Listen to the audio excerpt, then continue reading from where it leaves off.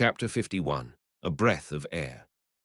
Chapter text 28th February, 1992. Dear Harry, Remus mentioned you've been down with the flu, along with half the student body. I hope you're feeling better. I was going to come see you, I swear, but I opened the door of Remus' cottage and my feet might as well have been stuck to the ground with a permanent sticking spell. I wish I could say I knew why that happened, or that it won't happen again, but I can't. Azkaban has done a number on me, it seems, and I'm just glad you've got Snape in your corner. Never thought the day would come when I'd say that. Believe me, Harry, I'd take you in a heartbeat if you weren't there, but I hope you know as well as I do that you deserve someone who can take care of you, and it seems that that person can't be me. Not now. Sorry. You didn't need to hear most of that. I ramble a lot these days, mostly in my head. Well, I've been doing that for a decade, so I guess I shouldn't be surprised. Anyway, I remember getting owl's flu when I was a kid, before Hogwarts. Best part of it was that my mother stayed well clear and let the house elf tend to me. I don't recall getting ill at Hogwarts, but I do remember your dad being laid up in the hospital wing for some time. I can't remember what it was for, but your dad milked it for all it was worth. His parents were great, you know. They took me in when I left home at 16, and they would have doted on you if they were alive. I know this letter has to end at some point. Maybe you'd like to come visit during your Easter holiday. I hope by then I'll have mustered up the will to step across this threshold and explore the area. Remus has said there are some pleasant places to walk. I have always found comfort in the outdoors, and it was one of the things I missed most while I was in prison. Your dad loved the outdoors too, you know, and he was a great flyer. I forgot to ask if you like to fly, so I'll ask now. Do you love flying as much as your dad did? I'm not a bad flyer myself, but I had nothing on him. Talk soon. Sirius Harry smiled a little as he folded up Sirius' letter and shoved it in his pocket. Sirius did seem a bit unfocused in his letters sometimes, but that didn't make Harry not want to read them. It was interesting how receiving letters from someone who considered Harry family made him feel so normal. In this, he was no different than his classmates who received letters from home. He'd have to find a quiet place later to write back, maybe in the library after he finished his homework. "Coming, Harry?" asked Sue, reaching for her bag from under the table. Harry nodded, folding the parchment and sticking it in his pocket. "Is that from?" Harry nodded, quickening his pace to match Sue's as they made their way to Transfiguration. She was the only person he'd told about Sirius, as she was the one person he could trust not to make a big deal out of it. Anthony darted into the seat on Harry's other side just before class began and dropped his forehead against the desk. "Who thought it was a good idea to schedule Transfiguration on Fridays?" he mumbled. "Well, someone has to do it," Sue remarked from Harry's other side. Anthony lifted his head from the desk and scowled. "Thanks, Sue, thanks a lot. Back me up, Harry, would you?" Harry bit back a grin. "My theory is that they made the Ravenclaws do it because we'd be the least likely to complain." "I should be gone to Ilvermorny," Anthony groaned, dropping his head again. "No Ravenclaws there." He took a long breath, then straightened up. "I could have, you know. My dad's family in America all went there." Padma twisted around in her seat at that.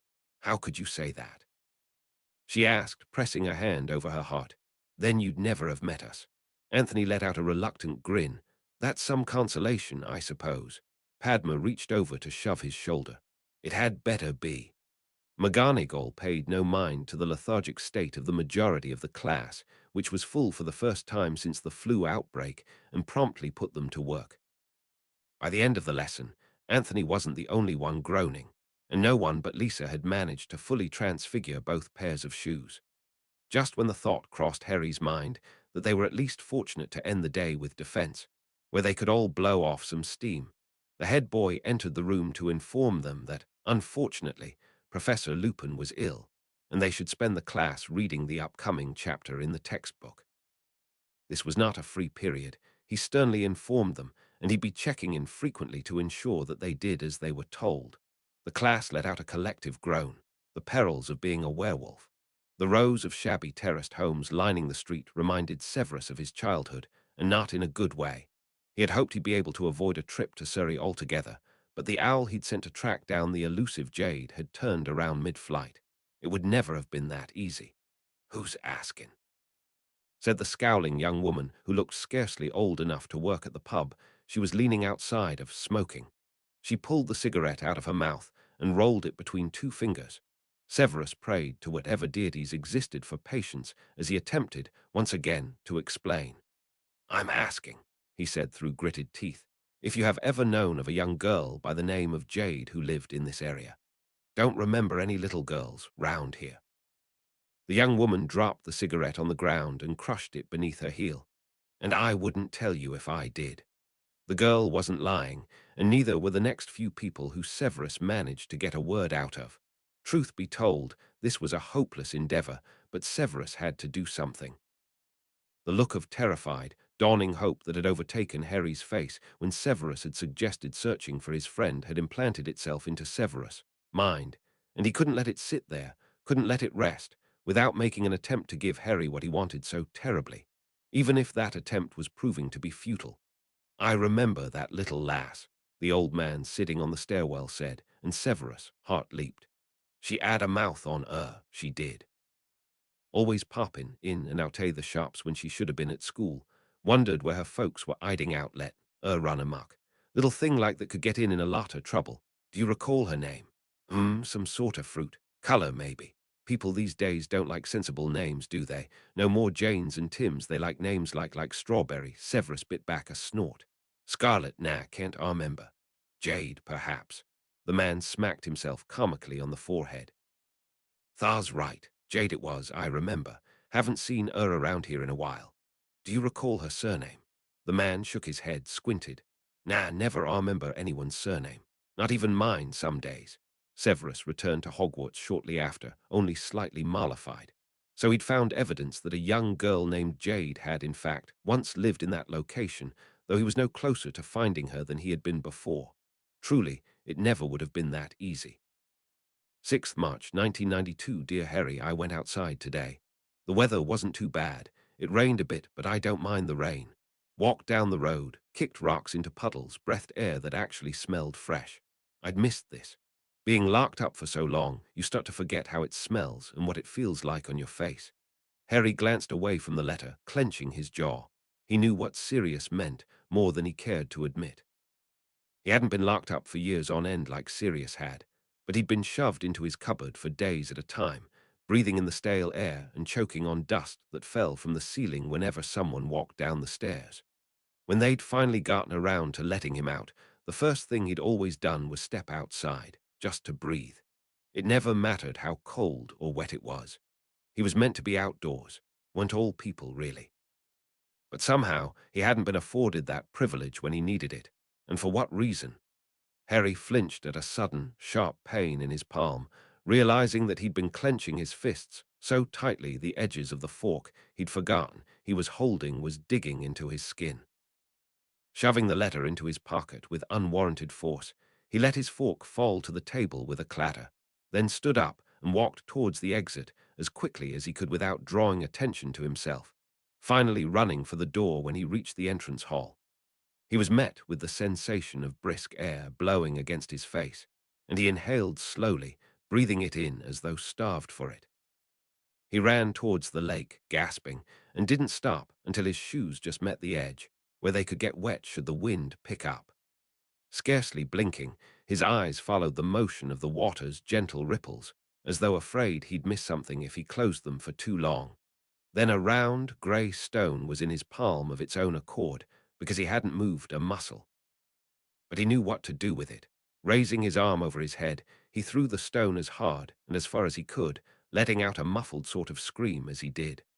The stone hit the water hard and sunk beneath the surface, leaving ripples in its wake. He threw another stone, and then another, the sudden fury gradually releasing itself with each toss.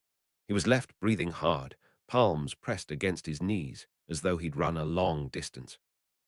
Distant shouts and laughter caught Harry's notice, and he turned his head towards the source of the noise to see a group of students on the Quidditch pitch.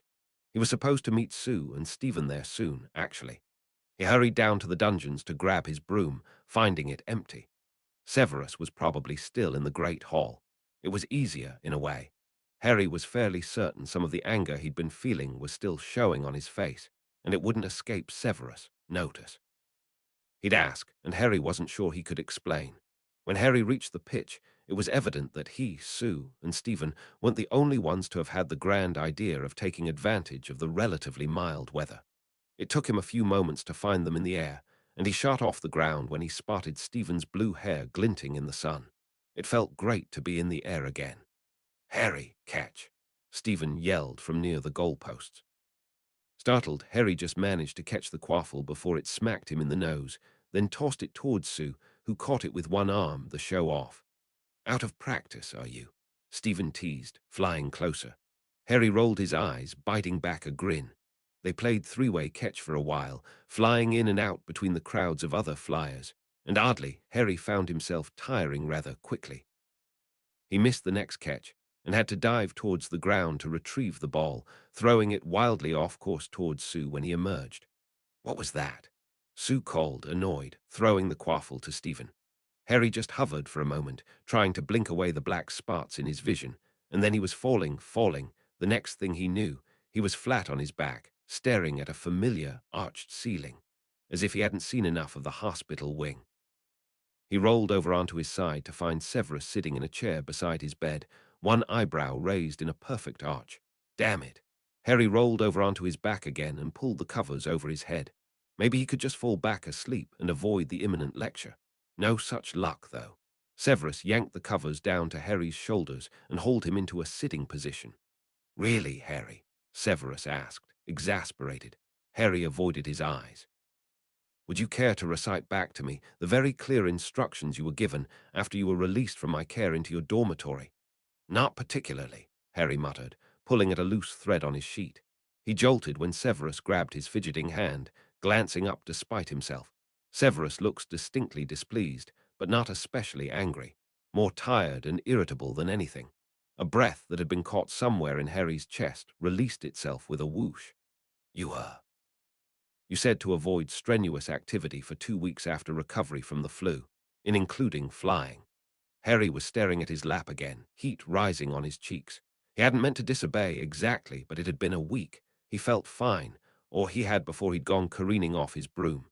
"Explain to me, then, why you thought it acceptable to ignore my instructions." Severus sounded more stern this time, but still not angry. Harry looked up and met his eyes. "I thought 2 weeks was just an extra precaution," he stammered, still flushed. "I didn't realize." He bit his lip, unsure of why his throat was feeling tight, and his eyes were watering the tiniest bit when Severus hadn't so much as raised his voice. Severus sighed, moving over to sit on the edge of Harry's bed. "Sorry," Harry whispered. "You should be," Severus said, the gentle hand on Harry's shoulder belying his sharp tone. "We're extremely fortunate you were so close to the ground when you fell." He shifted backwards to meet Harry's eyes. "I expected more responsible behavior from you." Harry squeezed his eyes shut, sniffling, hating how close to tears he was for no good reason. "Oh, for Merlin's sake." Severus pulled Harry into an embrace. "You make this so very difficult every time." "Make what difficult?" Harry mumbled against his chest. "Chastisement," Severus said dryly. "You deserve a lecture, and I find myself failing at that particular task." "I don't mind." Severus snorted. "I'm certain you don't." He pushed Harry back by the shoulders to look him in the eye. "Needless to say, I will be confiscating your broom, not only until you have fully recovered, but for an additional week after that." Harry stared at his lap, unable to find a single point of argument. "Sorry," he said again. "You're forgiven," said Severus, pushing Harry back into his pillows. "Now lie back before Poppy has my head." Harry lay still for a while, impossibly grateful for the empty hospital wing. He'd have never lived down anyone witnessing him practically crying in his guardian's arms for no reason. Madame Pomfrey released Harry a short while later, though not before admonishing Harry for his foolish, reckless behavior, and he was met by Sue and Stephen just outside the door. "Are you okay?" "That looked pretty scary. Pomfrey wouldn't let us in, neither would Snape." Severus slipped away amid the commotion. 12th March, 1992, Dear Harry, by the sound of your letters, you've got some really nice classmates. That Anthony boy seems like a good time. I can commiserate with your dislike of transfiguration. It took me years to properly enjoy it. Once you get past the basics, you'll be able to perform far more interesting spells. Gotten up to any more trouble with your cloak? It brings back so many memories of your dad and I, and Remus, on occasion, pulling pranks. We usually got away with it, too, except for one trick we pulled on Snape in our 4th year, if I remember correctly. The detentions were worth it. Harry narrowed his eyes, glancing away from the letter. Sirius and his dad had pulled pranks on Severus. In Harry's experience, pranks were often funny for the perpetrators, but rarely for the victims. He could viscerally recall having his head shoved into the toilet back in primary, choking on tepid water while the jeers of his classmates echoed around him. Harry gritted his teeth, shoving the letter into his pocket without finishing it, and made his way to class. "What's up with you?" Blaise asked as they piled dirt on top of their propagating seeds. Or rather, Blaise piled dirt while Harry tossed in handfuls without a care for the mess he was making.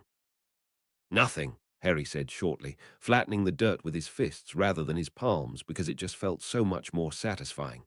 "And I'm the next coming of Merlin," Blaise muttered, but he said no more on the topic. "Harry," Padma hissed from his other side. "You've cracked the side of the pot," and it's Harry cursed under his breath when the seeds began sliding through the cracks and sprouting in place. Professor Sprout clearly hadn't been exaggerating when she described how quickly propagating seeds sprouted after only brief contact with dirt. Well, there went his perfect record in herbology. By the end of the day, Harry was in something of a mood when he made his way down to Severus' office and dropped into his usual seat. "What sort of pranks did Sirius and my dad pull on you?" Harry asked abruptly, lacking any patience at all to skirt around the subject. Severus raised his head, eyes narrowed. "Why do you believe they did?" Harry frowned. "Sirius mentioned something about it in his letters, and I thought maybe that's why you don't like them." Severus sighed, rubbing a finger over the bridge of his nose. "There's nothing worth discussing." "That wasn't a no, though," Harry pressed. "You just don't want to talk about it, which is why I request that we change the topic of discussion," Severus cut in. "There is truly nothing to tell." Harry crossed his arms over his chest. "I don't believe you." Severus stiffened, a brief show of anger crossing his face. "Unfortunate for you, then. Pranks pulled by schoolboys years before your birth are of no interest to you or anyone else. But that is enough." Severus slammed his palm down on the desk for emphasis, and Harry couldn't stop himself from cringing backwards, hating that he felt the need to do that even while he did. "Harry, my apologies," Severus said in a more level tone, looking simultaneously frustrated and guilty. "I did not intend to," Harry scowled. "Stop apologizing," he snapped, "and stop being a hypocrite." He drew a sharp breath, avoiding Severus' gaze just enough so the man's expression could not deter him from speaking further. "You're always telling me that what happened to me in the past matters and that I'm allowed to be angry. Why doesn't that apply to you too?" He chanced a glance at Severus, who didn't appear remotely angry anymore. "Harry, listen to me," he said, leaning forward. "I have told you before that when you came into my care, many other things ceased to matter to me, to hold any importance in the face of my task in raising you. It is something that I don't believe I would have come to understand without having a child in my care, and it is certainly not a thing I would expect one of your age to understand." Held up a hand when Harry made to interrupt, leaning closer. "Those old wounds of my childhood, grievances I allowed to fester for the better part of 2 decades, they have become insignificant to me during these past months." He drew a long breath. "They used to matter, because there was nothing else in my life that mattered more. I believed my purpose in life at the time to be living and dying in my attempts to right past wrongs, and it was not a purpose I cherished." He paused, catching Harry in his gaze. "But caring for you, I cannot think of a purpose I cherish more, and in the face of that, it is very nearly laughable to me that those old wounds ever mattered to me at all." Harry chewed on his lip, warmed in a way he could not quite explain by Severus' words. "It matters to me, though," he said quietly. "It bothers me that people I know, that people who are my family, hurt you." Severus inclined his head. "I suppose I cannot change how you feel about that. But I will not allow this to negatively impact your relationship with Black, nor your perception of your late father." Harry chewed his lip for a moment, then nodded. He'd be asking Sirius about this, that was for certain. But perhaps it could wait until they met again in person. "I believe I have located a Horcrux," Albus said without preamble the moment Severus entered his office, behind his desk, but on his feet. Severus stiffened. "Where is it?" "What is it? I believe it to be located on an island of sorts, though exactly what it might be I cannot say."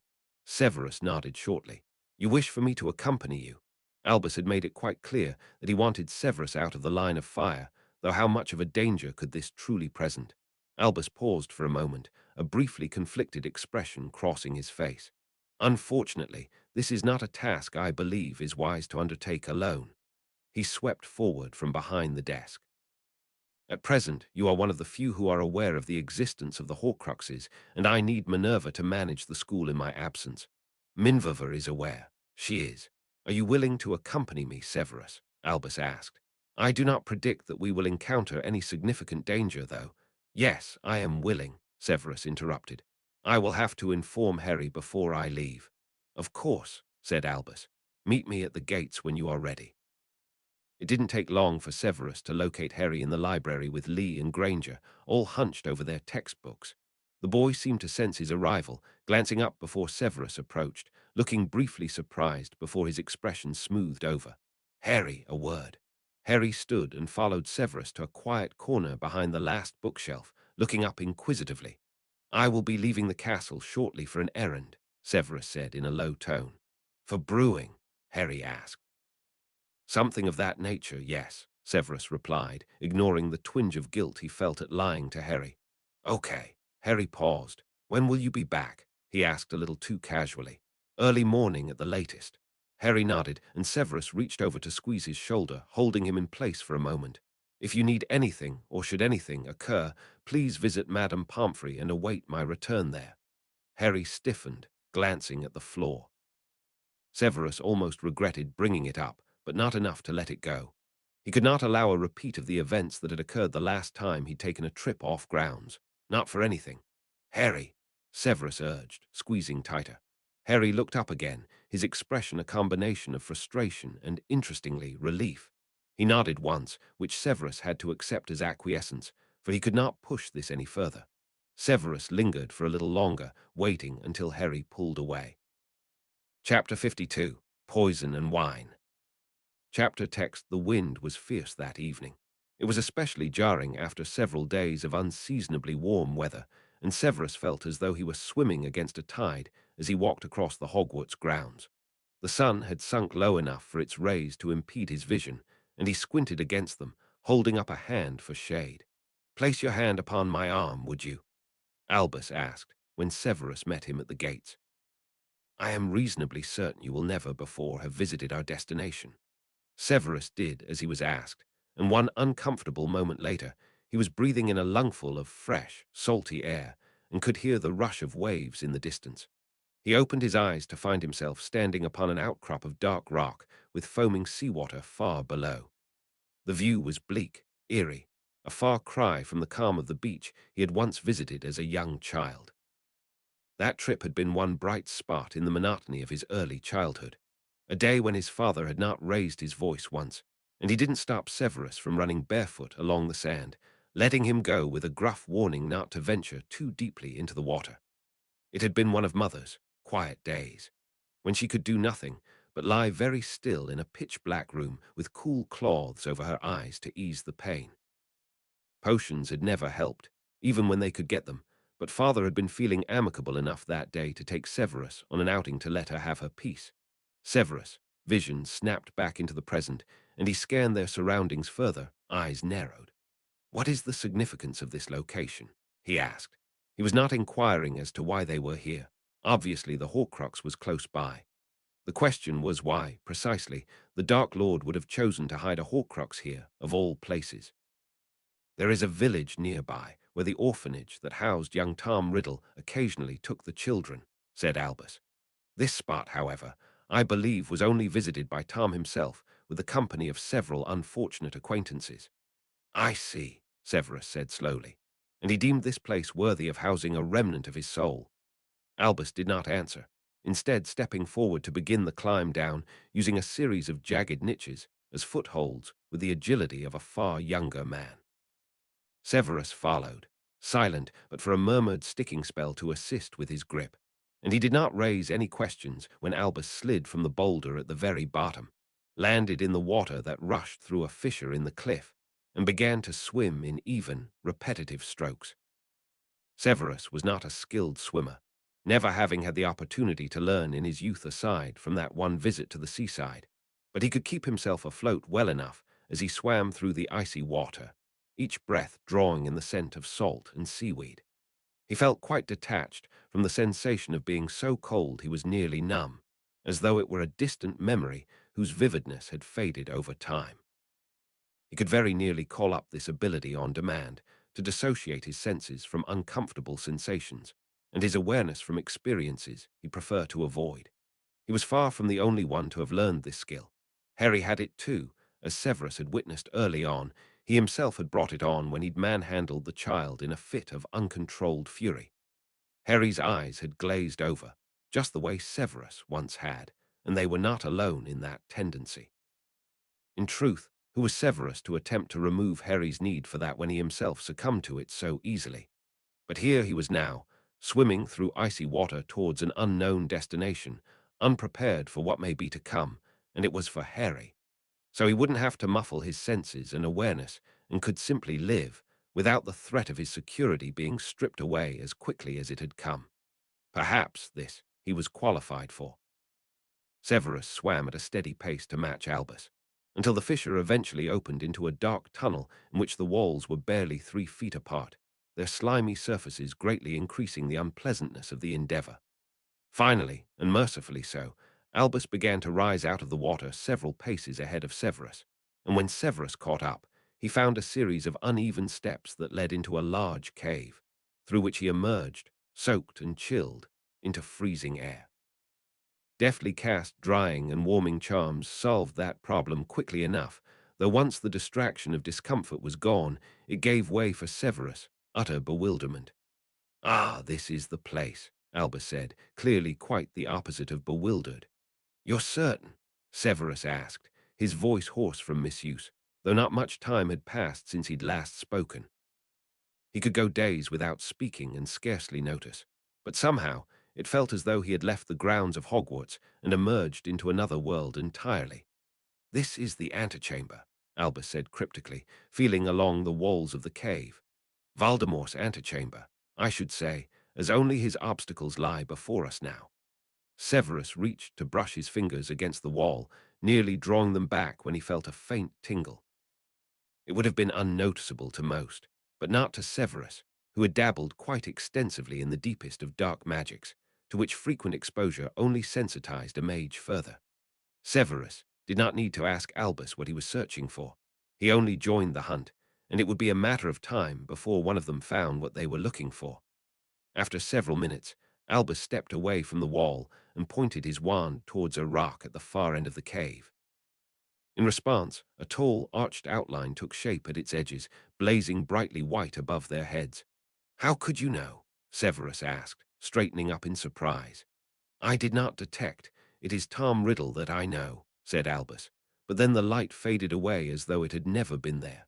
Severus followed Albus as the man approached the rock that had glowed white and grazed at the edges with the tip of his finger.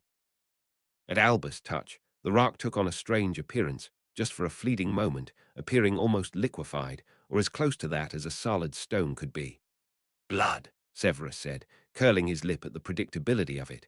But before the word fully emerged from his lips, there was a flash of silver, a spurt of scarlet, and the rocks were peppered with droplets of Albus' blood.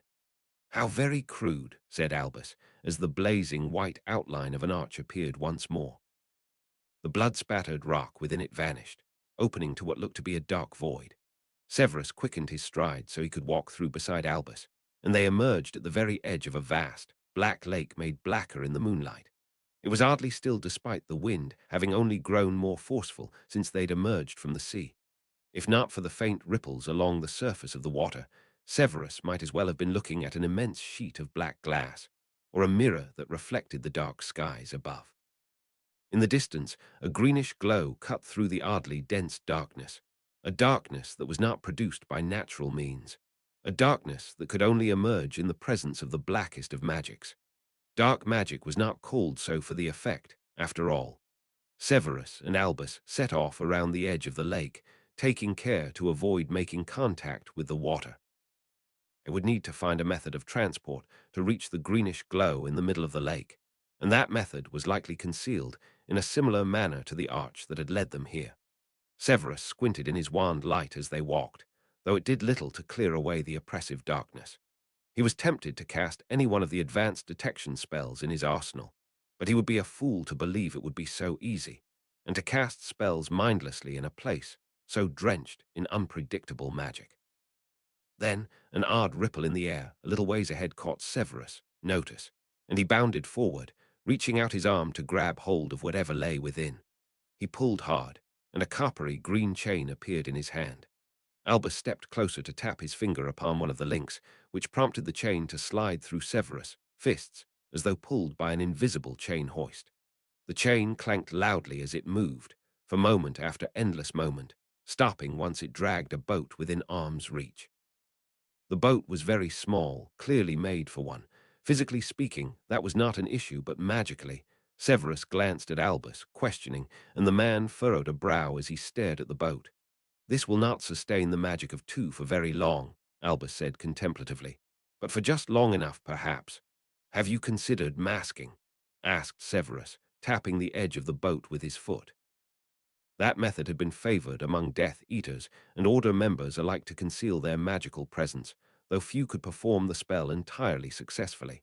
"I have, but there is still the weight to consider, masking combined with a dissipator. The latter method would dissipate the magical energy naturally emitted by an adult wizard, which was useful in the vicinity of explosives." Albus looked up, tilting his head. "Sound suggestion. It may sustain us just long enough to reach the island." For lack of a better option, the two men cast the necessary spells, and Albus then stepped aside, motioning for Severus to enter the boat first, sliding in just after him. Their spells seemed to have succeeded, but as the boat began to move across the water, it shook dangerously, and Severus had to refrain from grabbing at the edges of the boat. That shaking was their magic, not their weight, the spell they had cast straining at the seams against the forces that wished it away. But the boat steadied after a moment and continued along the path towards the ominous green glow in the center of the lake. It moved without their assistance, pulled as though by a magnetic force towards whatever awaited them at the end. Severus turned his gaze towards the dark water, the boat carving ripples through the surface and breaking the illusion of glass.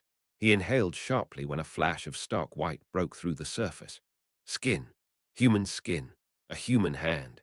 "Inferi," he murmured. "Indeed," Albus said gravely. "They are placid for now, but they will not remain so for very long." Severus turned his gaze away from the eerie sight and towards the greenish light, which was growing brighter and more expansive, and moments later the boat came to a halt as it bumped against a small island of smooth rock. Severus exited the boat first, taking care to avoid contact with the water, and Albus climbed out after him, his movements smooth and silent. Severus squinted at the green light, which he could now see was emanating from a stone basin set atop a pedestal.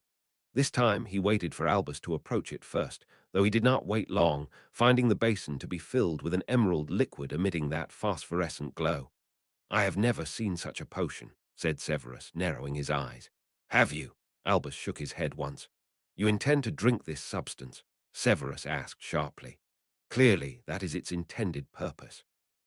They could waste time attempting to siphon it away by various means, but their efforts would be fruitless. For what purpose would it serve if it could so easily be vanished? Albus suddenly reached forward to lower his hand into the basin, and Severus darted forward in alarm. "Don't." "I cannot," Albus said, his hand hovering roughly an inch beneath the opening of the basin, stopped by an invisible barrier. Before Severus could fully exhale, Albus waved his hand to conjure a crystal goblet, the cup swirling into existence almost too quickly, as though Albus had imbued too much power into the spell. Severus stared at the goblet, at the potion, and back at Albus, the telltale rapid beating of his heart like drumbeats in his ears. "Is it?" Severus broke off, clearing his throat of the rasp. "Is it truly worth risking yourself?" Albus met Severus' gaze calmly. "I have dedicated the latter part of my life to this fight, Severus. If it is not worth the risk, what is?" Severus drew a sharp breath. "You are still needed, Albus. Your abilities, your knowledge, they'll die with you if this goes badly." Albus smiled then, his eyes crinkling behind the half-moon lenses of his glasses. "Careful now, Severus, or I might begin to think you'll miss me." Severus took a jerky step back, letting out a half hiss, half snarl, shoving the full force of his glare at Albus. How dare he? How dare the old man make light of the danger they faced, the danger the whole world faced that Harry faced, and whittle it down to sentiment? Albus' smile didn't fade, but he broke eye contact and dipped the goblet into the potion, the cup breaking the barrier that his hand could not. He pulled it out, filled to the brim, then turned around to face Severus, lifting the goblet in a mockery of a toast. I trust you'll do what needs to be done. With that, he pushed it to his lips. Severus watched, barely breathing, as Albus drained the goblet. One emptied, the old man lowered it, his face tight, but he turned quickly to refill the cup and drained it once more, then another time, then another, all with his back towards Severus. But halfway through the fourth cup, Albus staggered, falling forward against the basin. Severus hurried forward to catch him and pull him upright, turning him around. Albus, Severus said urgently, can you hear me? Albus didn't answer, his eyes closed and face twitching as though in the throes of a terrible nightmare. Severus caught the goblet as it slipped out of Albus' hand. Albus. Severus tried again, with no hope that he'd receive a response. I don't make me. The words emerged, hoarse and terrified, sounding very little like the man Severus knew Albus to be. You need to stop. Severus gritted his teeth, then reached forward to refill the goblet with one hand while holding Albus steady with the other. He shoved the goblet into Albus' chest with unwarranted force. Drink your damned poison, Albus, he snarled. You put me in the position, and we're damn well not going to leave until this is done. By some miracle, Albus seemed to understand him and clumsily grabbed for the goblet and tipped the potion into his mouth.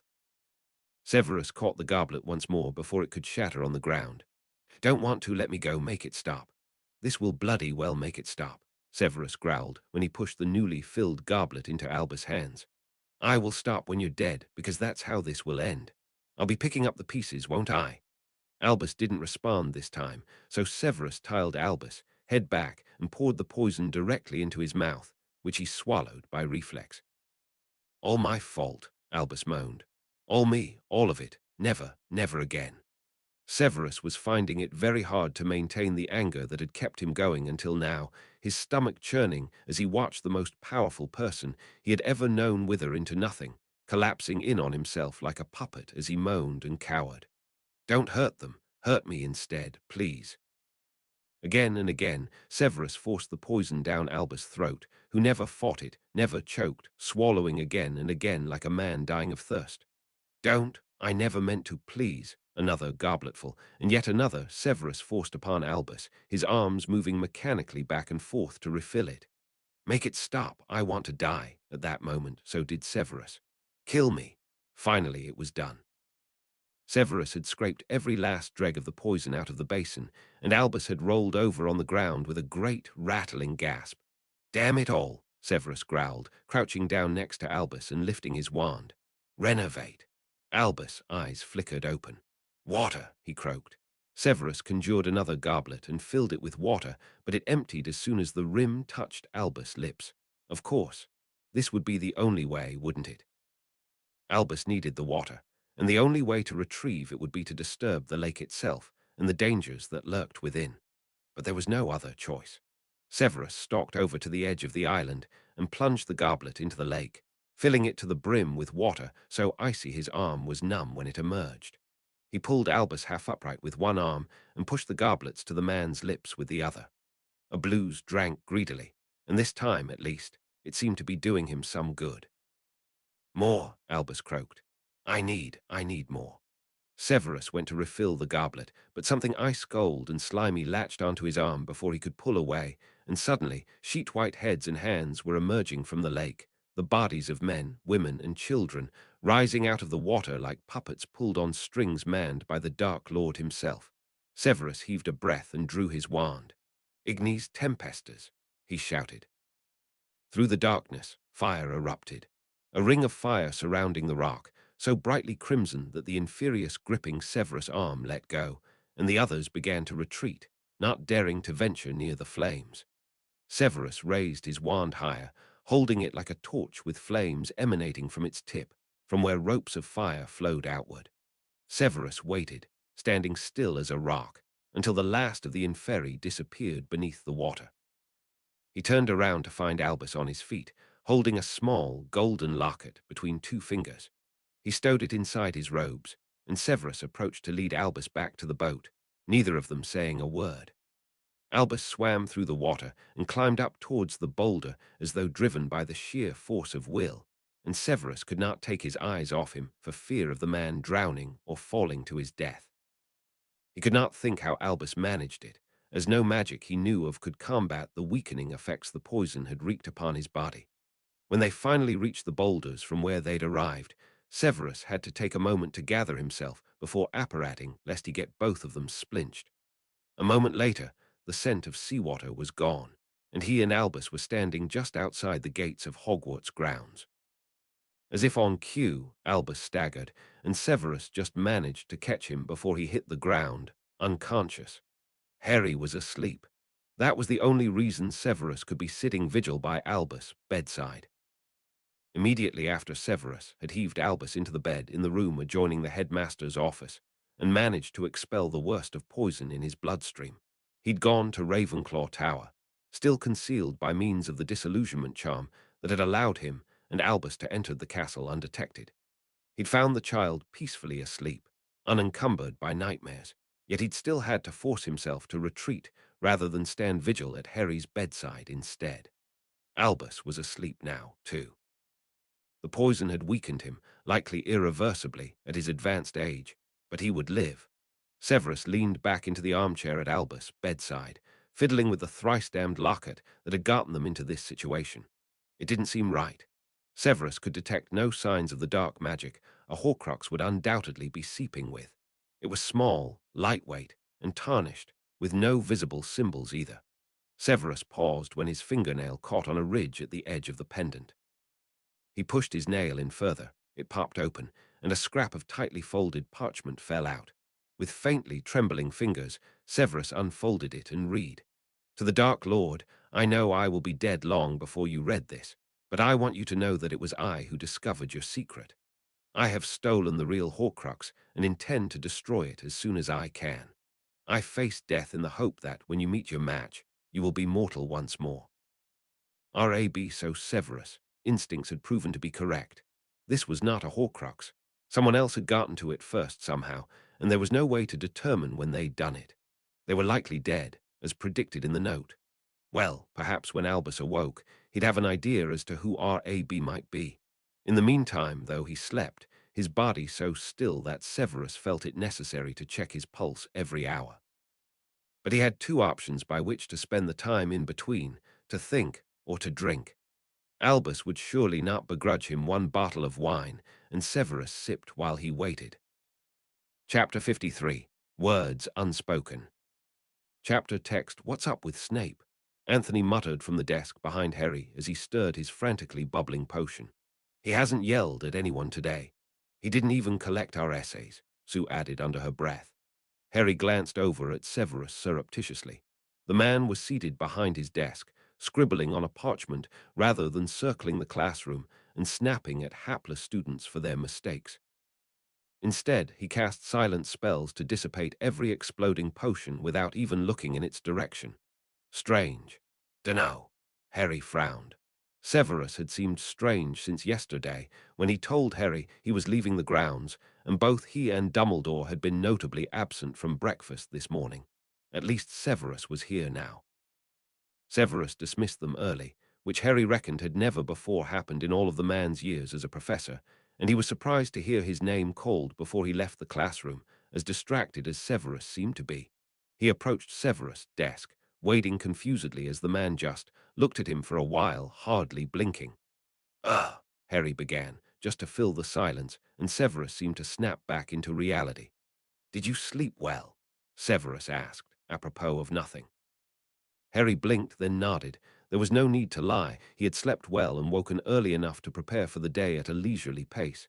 "When did you get back?" Harry asked, tracing a scratch in the desk with his fingernail. "Before dawn." Did you sleep?" Harry asked, eyeing Severus. Severus closed his eyes for a moment. "Not as such." Harry chewed on his lip. "Maybe you should." Severus let out a surprised bark of laughter. When Severus returned to the headmaster's office during lunch hour, he found that Albus had awoken and relocated from his bedchambers to the chair behind his desk, looking rather frail and worn, but upright. The rusted locket was laid out on his desk, the note unfolded, flat beside it. Severus didn't wait for an invitation to sit down and watched as the man traced the creases of the note with his fingertip. "Have you any idea of who R.A.B. might be?" Severus finally asked, impatient. Albus looked up, his finger pausing in its trail.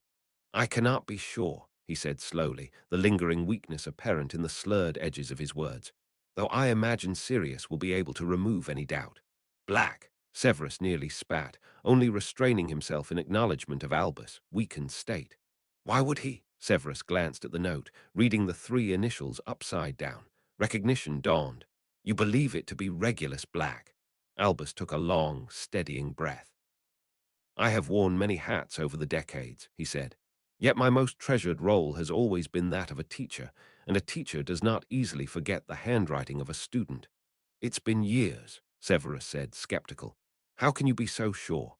"I am not," said Albus, "which is why I believe Sirius will be able to clear up matters." Severus bit back another protest. It wasn't as though they had any other leads. But to involve Black, to involve anyone in this, was a considerable risk. "He can't know," Severus said, sliding to the edge of his seat. "Black may be addled, but he's not a complete imbecile. If he is informed of the existence of Horcruxes, he may put the pieces together and suspect that Harry—" "Severus, no," Severus very nearly yelled. "I do not care if you trust the blasted man with your very soul. I do not. I do not trust anyone with this. If the information is discovered by the wrong person, they may see Harry as a danger and attempt to—" "Severus," Albus said again, sharply enough to put a momentary stop to Severus, ranting. "I have no intention of providing Sirius with any more details than necessary." He took a shallow breath, reminding Severus just how weak he still was. "I agree that this information should be revealed to as few individuals as possible, not only for Harry's sake, but how soon can we speak with Black?" Severus cut in, hardly concerned with the factors that did not involve Harry. Albus gave Severus a searching look that slowly relaxed into not quite a smile. "I believe I should be well enough to apparate by tomorrow." Severus returned Albus' sharp gaze, his eyes following the new creases that had formed around the man's eyes. "Do you truly believe so, or do you merely wish it?" Albus did smile then. "In some matters, they are one and the same." Severus rolled his eyes and got to his feet. "On your own head be it." He made for the door, but paused before exiting to turn back.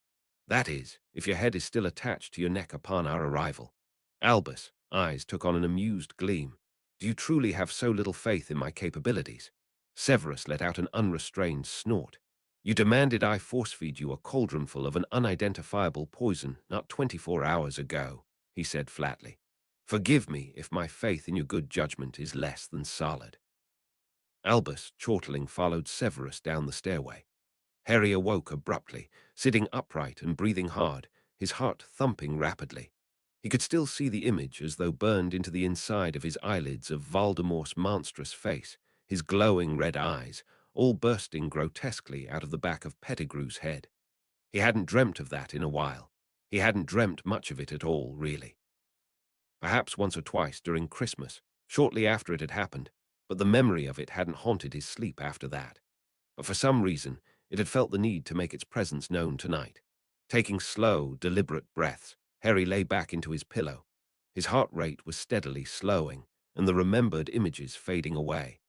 Not entirely, though, and a part of him wanted to go seek out Severus' company, or even just his quarters where Harry could sleep in his bed. The bed that had only ever been his. But the walk was long, and the castle was still so cold at night despite the gradual shift into spring. And it was warm here under his covers, and he didn't feel much inclined to get up. Can't go out like that. Harry opened his eyes at the sound of Anthony's voice to find the dormitory bathed in sunlight. He pushed himself upright with a yawn. Anthony turned around. "Good, you're awake. Tell Stephen I'm right." "Right about what?" Harry asked tiredly, fishing for his glasses on his bedside table and pushing them onto his face. Anthony just pointed, and Harry glanced over at Stephen, who was sporting a garishly orange shade of hair. "It's more orange than all the Weasleys put together," said Anthony, hopping onto one foot as he pulled on a sock. Stephen snorted. If you mix all their hair together, it would still be the same shade. Anthony waved a hand, nearly tripping over his shoes. Semantics. Harry knows I'm right. Harry, tell him. Harry eyed Stephen's hair. My eyes, they burn, he said dryly, dragging himself to his feet. He made his way to the lavatory and felt something soft bounce off the back of his head. A balled-up pair of Stephen's socks, most likely. Hopefully they were clean. When Harry emerged, Anthony still seemed stuck on Stephen's hair, and he trailed behind them as they made their way down to the common room.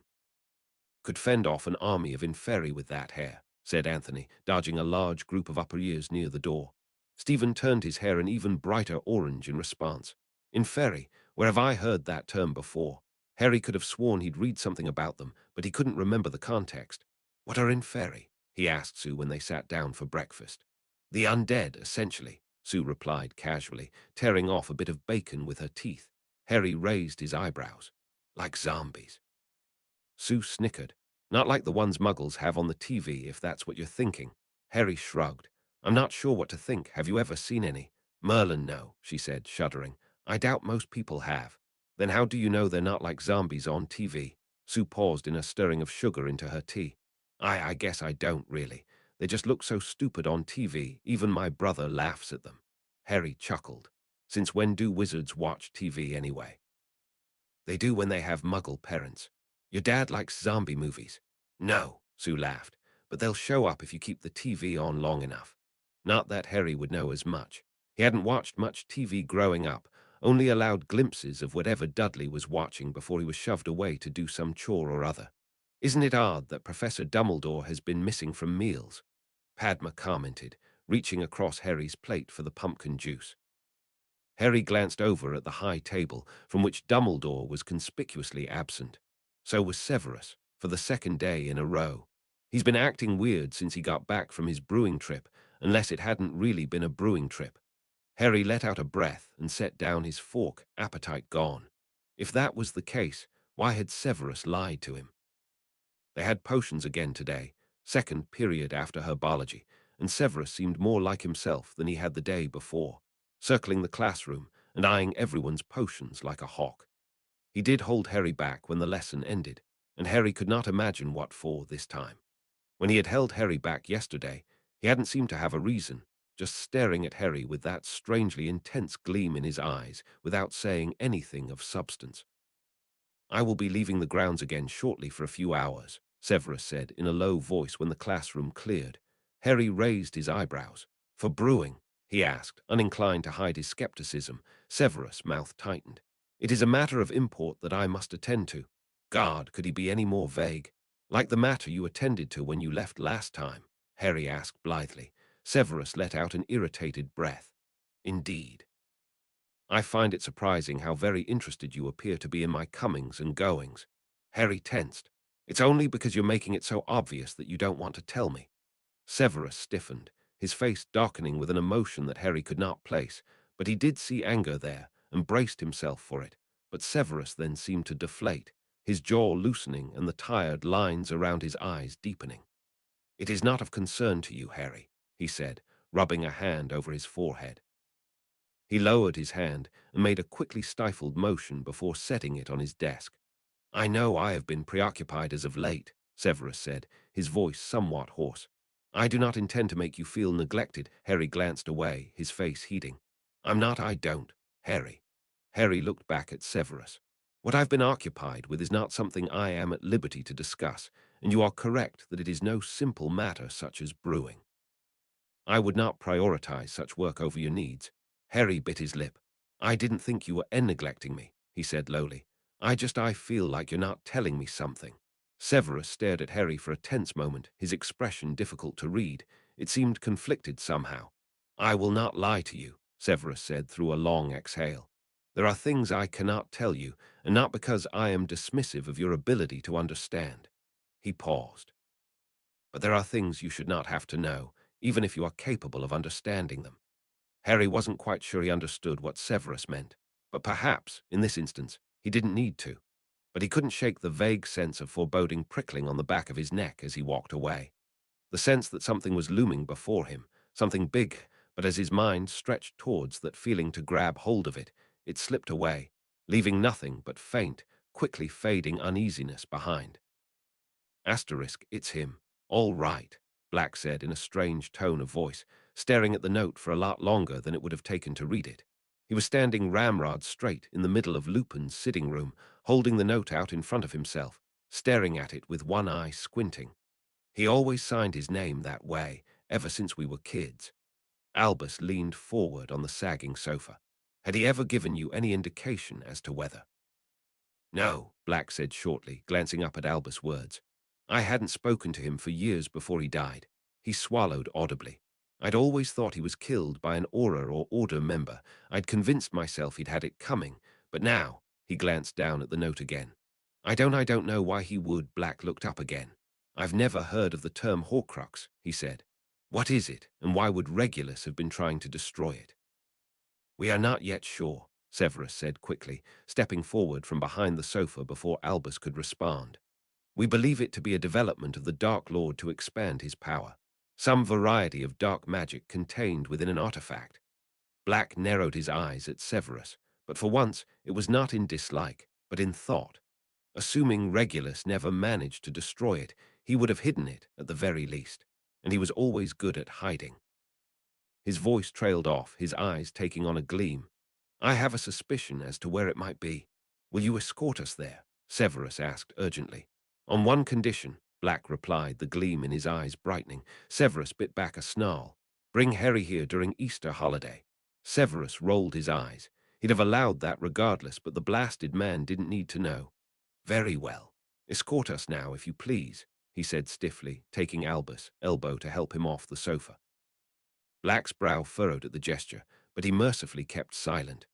I'll apparate you both, he said, holding out his arms. Only the owner can apparate inside directly. Albus took one arm, and Severus took the other, the motion stiff. One suffocating moment later, the three men stood in a long, dark hallway lined with unlit gas lamps, wallpaper peeling and carpet thinned beneath their feet. Above their heads hung a crooked, dusty chandelier that would have likely been quite grand in its prime. Black released Severus and Albus' arms and led them down the hallways, flicking his wand to light the lamps as he walked, which only threw the dilapidated state of the room into sharper relief. As they neared the end of the hallway, Severus was startled by a sudden, shrill scream, and he drew his wand and pointed it at the source of the noise, a life-sized portrait of a woman screaming obscenities as they approached. Blood traitor, muggle lover. You dare show your face in this house? With an almost animalistic growl, Black shot a silencing spell at the portrait, then conjured a large, thick curtain to block it off, leaving a ringing silence in its wake. Black turned around, looking pale and vaguely sick, and gestured for them to follow.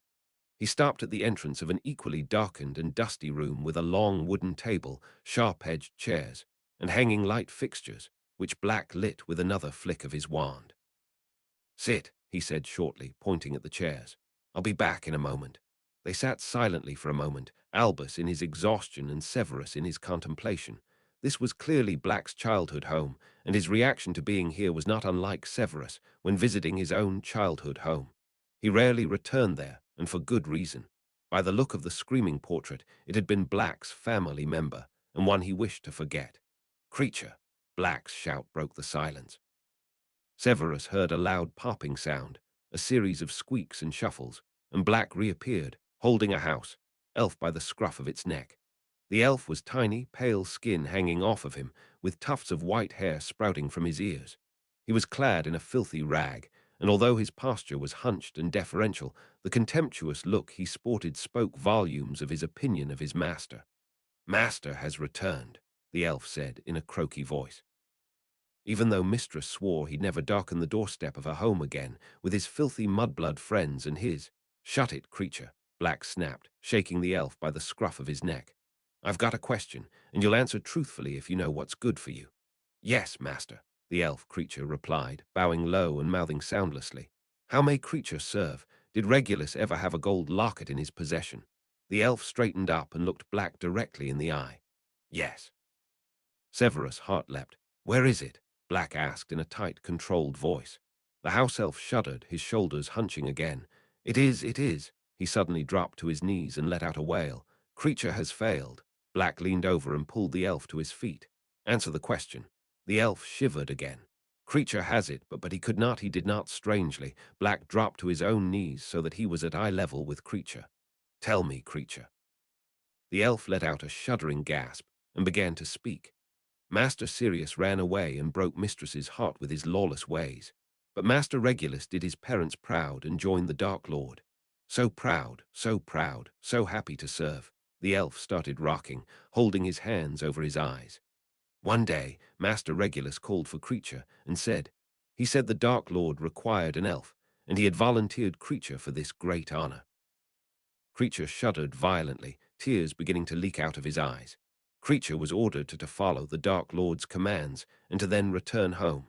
He let out a dry sob, but he could not stop speaking. The Dark Lord took Creature with him to a cave by the sea and to a great black lake and a boat. Severus glanced at Albus out of the corner of his eye. By the way Black's eyes flitted towards them, he hadn't missed it. There was a bee basin full of potion on the island. The D-Dark Lord made Creature drink it, and he saw terrible things. And when Creature finished it all, the Dark Lord put a locket in the basin and filled it with more potion. Creature, Black said firmly, cutting him off. Where is the locket now? The elf heaved a breath. Master Regulus took Creature back to the cave later and gave Creature a different locket. And then he drank the potion and told Creature to switch the lockets when he was done and to destroy it. The elf let out another sob. Master finished the potion and Creature switched the lockets and watched as Master was swept under the water. The elf collapsed to the floor, sobbing wretchedly.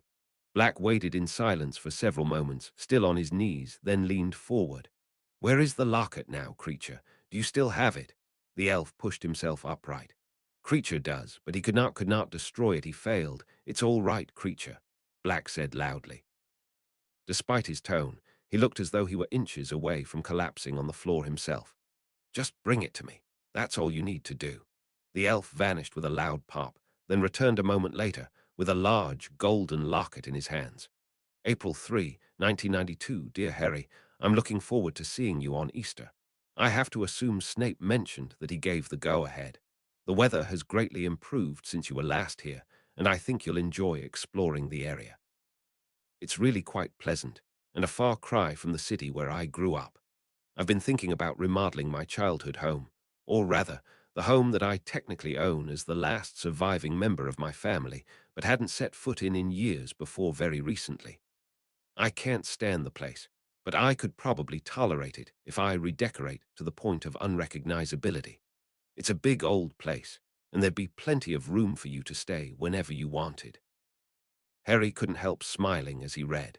He hadn't forgotten about Sirius' accidental confession of bullying, though he decided not to bring it up in letters, saving the topic for when they'd meet in person. But it still made Harry feel warm inside to be told that he was wanted, and it was incredibly hard to wrap his head around the idea that he didn't even need it because he had a home of his own already. He trailed behind his classmates towards the Transfiguration classroom, a few steps behind Sue and Lisa, who were deep in animated conversation about the finer points of the switching spells, which were sure to be covered in their upcoming review. Anthony had run ahead and leapt onto Stephen's back, who kept walking as though nothing had occurred. Harry bit back a grin. Your end-of-year exams are approaching, McGonagall said, as soon as they were all seated. It is therefore prudent that we focus on strengthening the fundamentals, but exams aren't for ages. Anthony couldn't help interrupting. McGonagall gave him a stern glare. They are mere weeks away. Were exams really so soon? Christmas holiday seemed as though it were only yesterday, and now Easter holiday was coming up, and revision for the exams would likely swallow up most of it. The other professors seemed of similar mind to McGonagall, except for Severus, who conducted his lessons as usual without a word about exams. I'm going to fail all of my exams, Harry groaned as he slumped in his seat at Severus' desk that evening. Nonsense, Severus said, glancing up. I'm certain you will be adequately prepared and will perform well, as you always do. Harry just scowled, gnawing at his already frayed quill. Wordlessly, Severus reached over and plucked it out of his mouth, then waved his wand to summon a tray of biscuits. Harry took one reflexively and gnawed on it instead. Harry worked on his transfiguration essay for a while longer, glancing up intermittently at Severus, who appeared absorbed in writing some sort of essay on his own. A new potions article, perhaps. He seemed even more tired than usual, his brow tightly furrowed and lips thin, the lines around them notably deep. He'd looked this way for a while now, which kept holding Harry back from asking the one thing that had been eating away at him. Jade. Had Severus found any leads? Had he even had the time to look? Had he forgotten? Harry so badly wished he could ask, but with Severus looking the way he did. Harry had to admit, his hesitance was not only out of concern for Severus. He'd be lying to himself if it wasn't about him too, about that old, persistent fear that he was asking too much, that he needed too much, and that Severus felt obligated. You don't want him to think you're a burden. Severus didn't think that. He told Harry as much countless times. But this was more than just taking care of Harry's needs. It was a search for a long-gone friend who might not even be. Harry shut his mind against the thought and dipped his quill in the inkwell. They were in a clearing, in a forest, but it wasn't the forbidden forest. They were well away from the Hogwarts grounds, and the noticeable shift in the weather suggested that they'd left Scotland.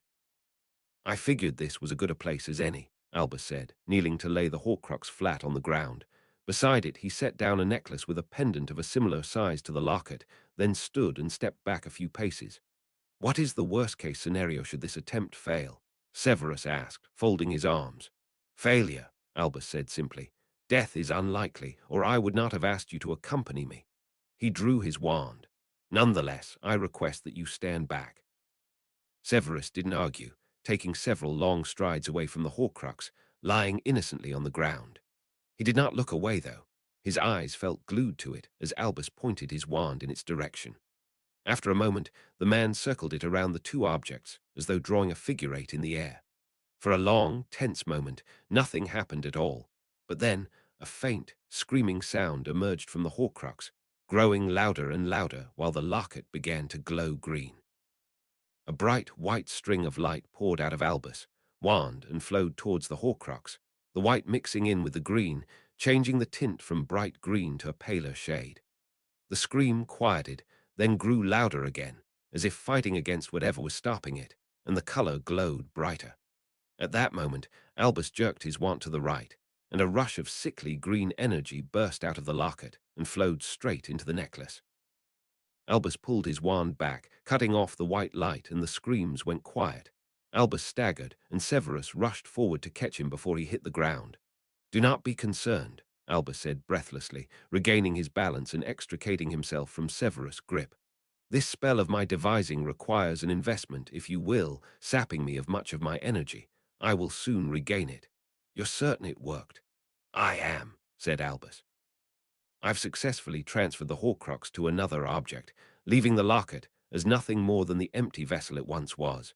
He stepped to the side so he could hold onto a tree for balance and fished through his robes, pulling out a large, sharp fang. If you would just stab the pendant with this. Severus took the fang and knelt in front of the necklace, wasting no time in stabbing it straight down the middle. A short, piercing scream erupted, then nothing. He rose, turning to face Albus, who seemed to have regained some of his energy. You can't expect that this will be so easy in Harry's case, said Severus, handing over the basilisk fang. Albus shook his head. The human soul is no simple object. My method will require further testing before any more determinations can be made. He glanced over at the two objects on the ground, the Horcrux expelled and gone from existence. Though this, I believe, is a start. Chapter 54. The Things We Carry. Chapter text. I will return for Harry before dark, Severus said in a neutral tone, which Harry knew was greatly forced. Do return him to me in one piece. Sirius snorted, reaching forward to take Harry's shoulder in a careful motion Harry noticed. No promises. Severus inhaled sharply, undoubtedly prepared to barrage upon Sirius all means of vitriol, but then he vanished with a pop. Sirius released an affected breath. He hasn't developed much of a sense of humor in the past decade, has he? Harry shrugged off Sirius' hand. He does have one, just not where you're concerned, apparently. Sirius stared down at Harry, his face twisting in confusion. You angry with me or something? Harry drew in a breath. Severus had told him to let it go, but it wasn't that simple, was it? I don't like that you played pranks on Severus at school. he blurted out. Something about Sirius made it easy to say whatever was on his mind, even if it wasn't exactly complimentary. Sirius furrowed his brow. Did he say? No, you said, Harry snapped, stepping backwards. In your letter, Severus told me it didn't matter, but I think it does. Sirius studied him for a moment. Why don't you come inside and sit down? He suggested. After a pause, Harry complied, sitting next to Sirius on the sagging couch in Lupin's sitting room. They sat side by side for several tense moments with several deliberately placed inches of space between them. Just as the silence was growing too tense to bear, Sirius let out a long sigh, prompting Harry to glance up and meet his eyes, if unwittingly so. You're not much like your dad, said Sirius. Harry scowled, his hackles rising. What's that supposed to? I don't mean it as a bad thing, Sirius said hastily, holding up a hand. I just meant. You're more mature than he was at this age, more mature than either of us were. He paused. More sensitive, too, kinda. Harry stared at his knees, but he looked up again when Sirius continued. Your dad and I came from very different families, he said, but we were joined at the hip that first year. I was drawn to his confidence, I suppose. He caught Harry's eye and gave a mirthless smile. I was anything but for all of my bluster. Was it because of your mo? Harry snapped his mouth shut before he could finish blurting out the rest of the ill-advised sentence. Asking about his mother. Really? Sirius clearly knew where Harry was going with that sentence, but he forged on. I don't say this as an excuse or anything like that, he said. But James and we both had something to prove. Me, to stick it to my family, I guess. They treated me like the black sheep, so at least I'd give them a reason to by being as Gryffindor as possible. Off. What did my dad have to prove? Harry pressed. Were his parents also? Sirius shook his head rapidly. No, not at all. They doted on him and they were great people. They took me in when I ran away from home at 16. He sighed. It was simpler for James. He worshipped his dad, wanted to be just like him, and I'm sure at 11 years old, the thought of not being sorted into Gryffindor like his dad was beyond comprehension. Where does Severus come into all of this? Sirius rested his elbows on his knees and cupped his chin in his hands. When James and I first met him, to me he seemed like a symbol of everything I was trying to get away from at home. He made me angry, wanting to go to Slytherin so badly while it was the last thing I wanted. And I was afraid it would happen anyway. So I guess you could say that I took out my fear on him. Why, do you have to take it out on anybody? Harry muttered, though he really did know the answer to that question. He'd understood it the day Dudley had told him his fear of Vernon's disapproval and shoved him into a fence with hardly a breath between. Sirius took the question at face value, though. I didn't, he said grimly. I shouldn't have.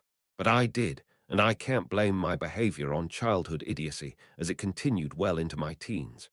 Harry raised his eyes to meet Sirius, who was gazing back steadily. You don't have to worry about me antagonizing Snape anymore, Sirius said tiredly, breaking eye contact and pulling at a loose thread on the hem of his shirt. And it's not just for you. In all honesty, I'm tired. Harry frowned. Tired of what? Sirius shrugged. Being angry, I suppose. I've been angry for 10 years at people who deserved it and people who didn't. His mouth contorted. I really don't have the energy for it anymore. Harry studied his knees for a bit, then glanced away in favor of sweeping his eyes across the room. He couldn't say he was entirely satisfied with Sirius' explanation, but what had he been expecting?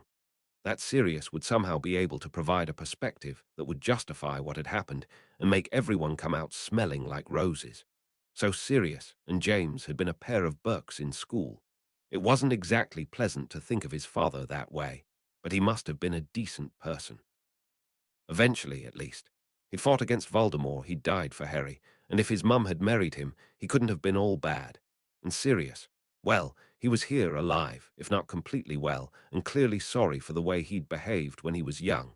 And he'd suffered so much, for years on end, and it was so easy to see in that half-exhausted, half-desperate gleam in his eyes that he just wanted to connect with people after so many years spent alone. Okay, Harry finally said, turning his head towards Sirius. Okay, the man said, looking disbelieving. Yeah. Sirius blinked at Harry, his face blank, but then broke out a smile, reaching over to pull Harry up alongside him.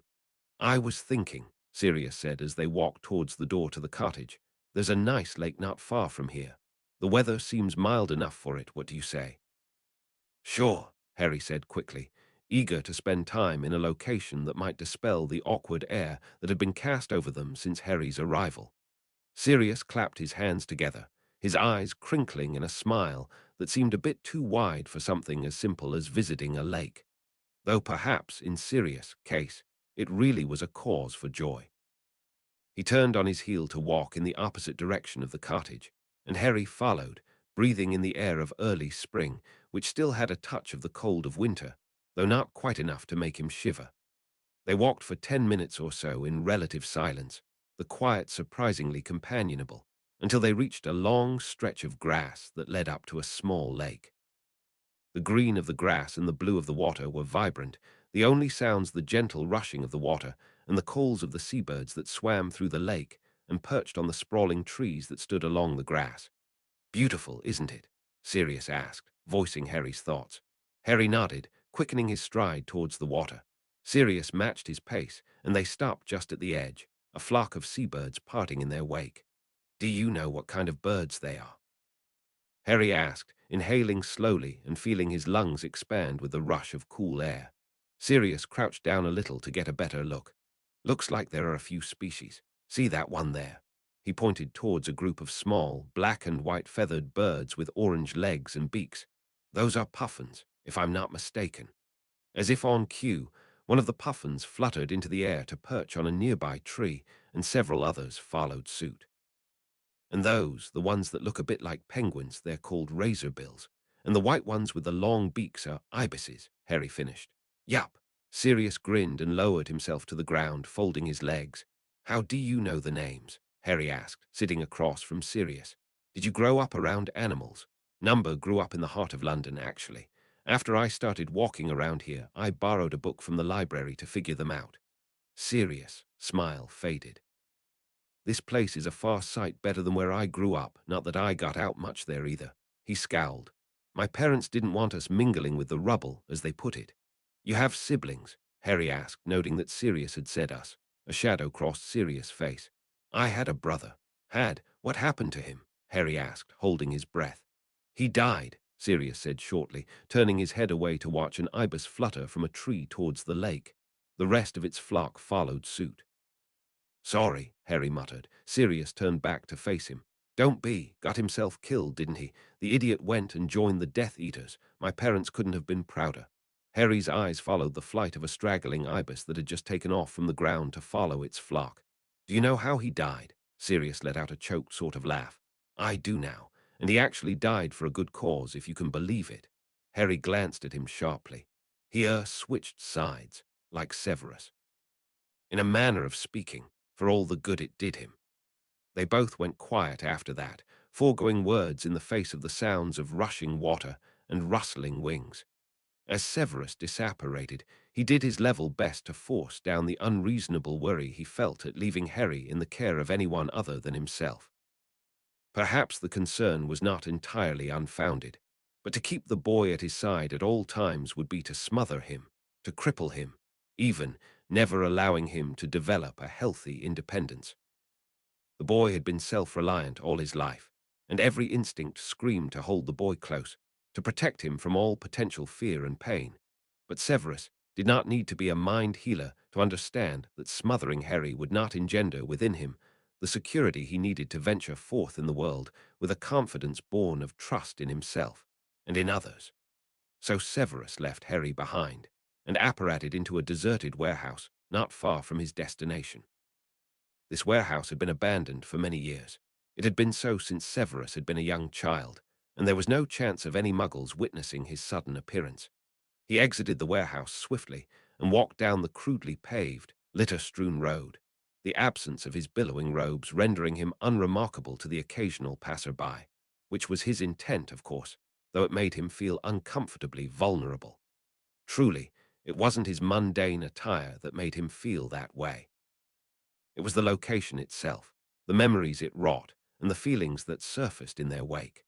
The discomfort grew when Severus turned a corner to walk down an only slightly less littered street, populated by identical terraced houses of reddish brick. He could now smell the faint stench of the filthy river that lay just beyond, where he had once played as a child.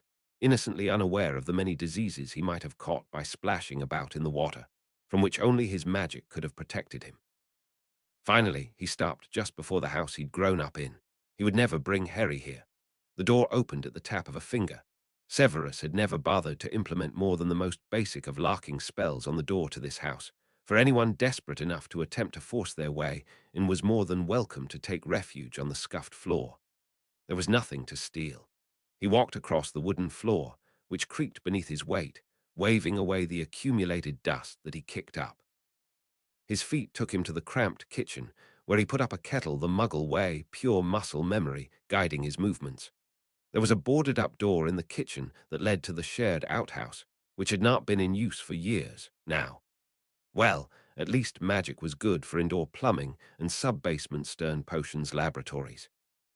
One of the only bright spots of Severus' early life in Cokeworth, other than Lily, had been an elderly woman who lived in the very last house of the street, closest to the river, though she never seemed bothered by the stench.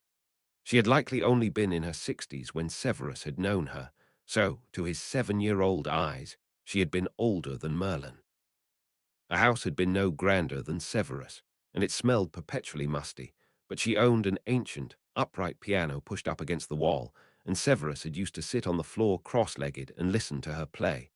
She never seemed to have much to say, but one thing she told Severus had imprinted itself in his mind, never to be forgotten.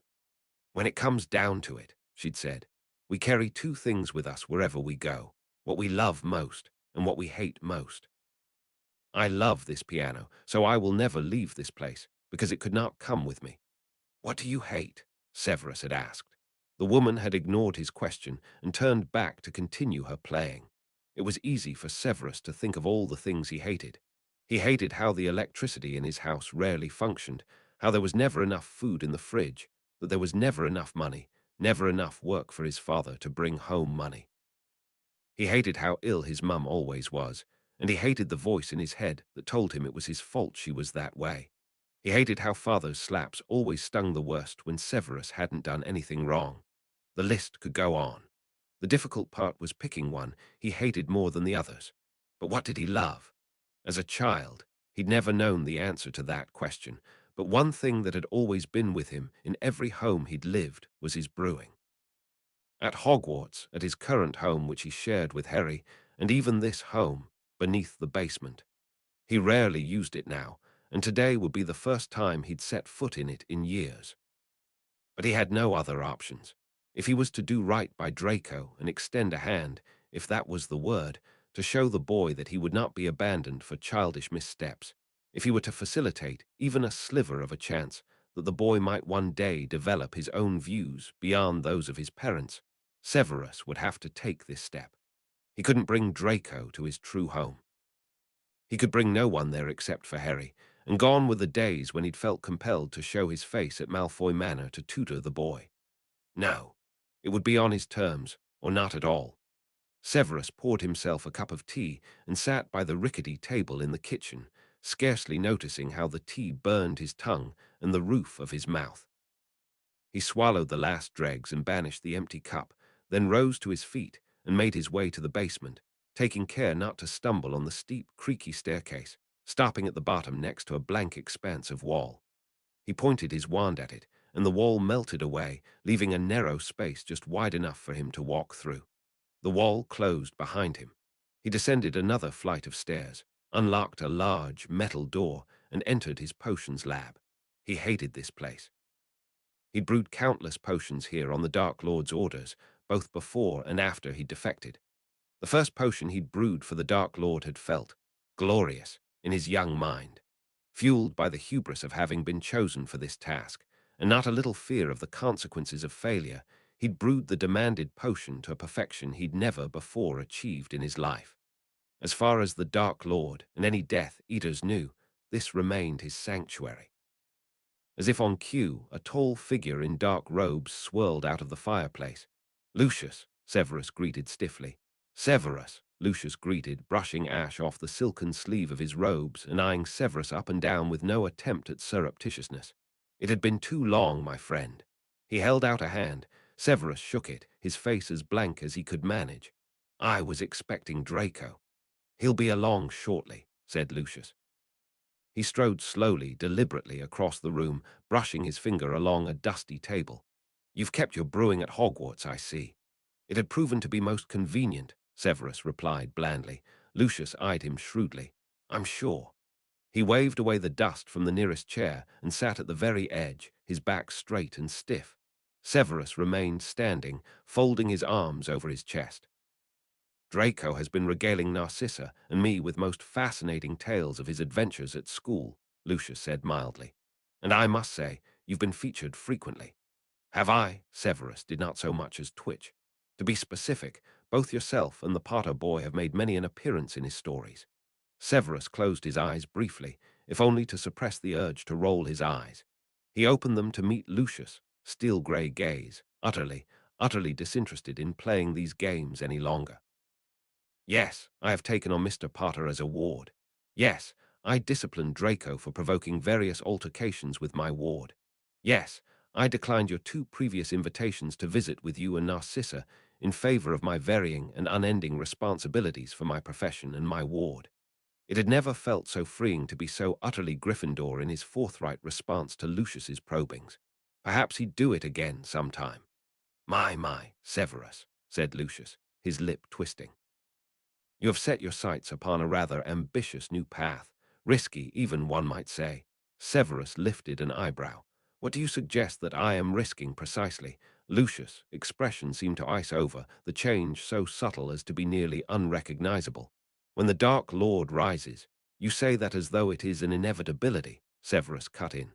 "Yet, do you believe me a fool?" Lucius hissed. "The whisperings of the late Quirinus Quirrell's attempts to revive the Dark Lord have not escaped me, nor the rumors of who is suspected to have cut his attempt short." "I believe you a fool," Severus bit out, "for gambling your life and the lives of your wife and son upon the promises of naught but a ghost." Lucius rose to his feet. "You dare!" The man fell silent, seemingly at first in response to the jerk of Severus' hand towards his wand, but Severus then saw the fire turn green, spitting out Draco a moment later. Lucius stepped back, his face smoothing over, and caught Draco by the shoulder as he tripped out of the fireplace. "Draco!" Severus nodded to him. "Professor Snape." Draco's voice was cordial, though he poorly hid the trepidation beneath his words. "Wash your hands by the sink, Draco, and we will begin shortly." Draco nodded, his shoulders loosening the slightest bit, and Severus waited until he was out of earshot before turning back to Lucius and leaned in closer. "Consider your son, Lucius, and the life you hope for him." For the most fleeting of moments, Lucius' eyes widened, nostrils flaring, lips tightening in anger, fear, shock, or perhaps a combination of all. His eyes darted towards his son, then back to Severus, and in a burst of green flame he was gone. Severus wasted no time in vacating the premises after seeing Draco off through the fireplace some hours later. It had not taken long for Draco to lose his wariness in Severus' presence, and within moments he was prattling on about the new broomstick his father had promised him should he perform well on his upcoming exams, his burgeoning friendship with the Nart boy, and the trip to France he'd be taking with his mother in the summer. The boy's chattering had served as a stark reminder of just how young he truly was. There was hope for him, yet, and Severus would have to tread carefully in his dealings with the boy should that hope have any chance of coming to fruition. As he made his way back to the warehouse, he spared a glance towards the road that led away from the stench of the river, towards the shops, which eventually reached the neighborhood in which Lily had grown up. He'd once dreamed of living there, to be closer to her, to be further from here, this town that he could never seem to escape. But he turned his head away and focused his mind upon disapparating, allowing Spinner's End to slip through his fingers as one less weight to carry. Harry was waiting for him. Chapter 55. Out of Time. Chapter text. No, I told you not to put it there. It's not going to fall if I'm telling you, the teetering stack of exploding snap cards exploded with a loud bang, punctuated by Severus clearing his throat to notify the cottage's occupants of his arrival. Harry looked up, the grin still on his face, and Severus' stony facial expression relaxed with a small smile of his own. "Are you ready to leave?" he asked. His eyes flicked towards Sirius, then back to Harry. Harry turned to Sirius, whose smile had slid off his face, the light in his eyes fading into a desolate, stormy grey. Harry bit his lip. "Aye, you may return any time you wish," said Severus, shifting his feet. "I would simply prefer to return to the castle before dark." Sirius smiled once more, though not quite as widely as he had earlier, and he followed Harry and Snape to the door. "Thank you," Harry said awkwardly, pulling on his cloak as Severus unlatched the old-fashioned, rusted lock on the door by hand. Sirius reached over, his hands hovering over Harry's shoulder. "Could I?" Harry nodded, his face heating, and allowed Sirius to pull him into a tight hug. He relaxed into it after a moment, his shoulders loosening enough for him to hug back. Sirius did not seem prepared to let go, the tightness of the hug feeling desperate, muscles locked in position, unable to let go. He pulled away, clearing his throat gruffly, his eyes glinting in the firelight. "Say hello to Remus for me," he said. "He should be fully recovered from his furry little transformation in a day or two." "I will." Severus took Harry's arm, and they left Yorkshire behind them with a pop. Due to the unfortunate placement of the Easter holidays so close to exams, Harry was one of the few who'd left Hogwarts at all. The rest of the holiday was spent in a frenzy of studying, with occasional breaks for food and sleep. They didn't even have to go down to the Great Hall for meals, as there was a table filled with food from the kitchens, now available in the common room. No one knew if it was allowed, but no one questioned it either, and although the older students tended to commandeer the food supply, it never seemed to run out. Hermione found her way to Ravenclaw Tower to escape the antics of the Weasley twins, and her study schedule was much appreciated, a far cry from the unenthusiastic response from her Gryffindor classmates, she'd said with a scowl. Even Neville made an appearance, his round face panicked, certain that he'd fail all of his exams and would be exiled from Hogwarts forever. There was nothing anyone could say that could disabuse him of that notion, but Hermione's study schedule seemed to calm him, if nothing else. When lessons resumed, they were primarily focused on revision, and Harry's head swam with all the information he'd been cramming into it each day. By the end of the week, Harry thought he'd never be able to look at another book again. Not a quill, ink pot, or parchment either. He'd swear off them all if it meant he could get one momentary reprieve. Thankfully, the weather that weekend was warm enough for Harry and his friends to venture outdoors without their cloaks. Harry had introduced them to Hagrid not long ago, and Anthony took every opportunity to drag them to Hagrid's hut so he could play with Fang. And Anthony may have been the only person on Earth to be able to stomach Hagrid's rock cakes. And that's why they were caught in a downpour on their way back to the castle from Hagrid's hut, with only their school robes for protection and several minutes past curfew. "We're screwed," Sue said matter-of-factly as they watched the rain come down in sheets. "It's just water," Anthony said unconvincingly. "It's not that," Sue groused. "It's just that we're not going to be able to avoid the prefects when we enter the common room dripping everywhere." "Fair point," Harry muttered, his shoes squelching in the mud. He tried to wipe away the raindrops that had landed on his glasses, but his efforts only made his vision more blurry. Hadn't he meant to learn a repelling charm for his glasses at some point? "But what are we supposed to do?" "Sleep in Hagrid's hut," Anthony offered. "Because that will get us into less trouble," Sue scoffed. "Do you want to stand out here all night talking about it?" Harry asked irritably, shivering as a droplet of water ran down the neck of his shirt. With no other options available to them, they walked forward resolutely and entered the entrance hall. It seemed deserted at first glance, so after a few cautious steps, they quickened their strides in the direction of Ravenclaw Tower. But their luck was not to last. A loud yowl from an unpleasantly familiar cat stopped them in their tracks, and Filch yelling, "Students out of bed," in the distance marked the end of what would have been a pleasant evening. "Why don't I ever have my invisibility cloak when I need it?"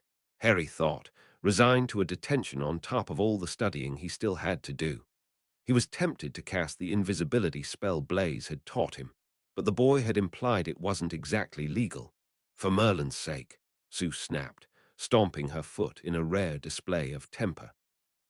"We haven't done anything, and they have no right to give us detention when we're already drowning in—" My, Filch interrupted gleefully, emerging from around a corner.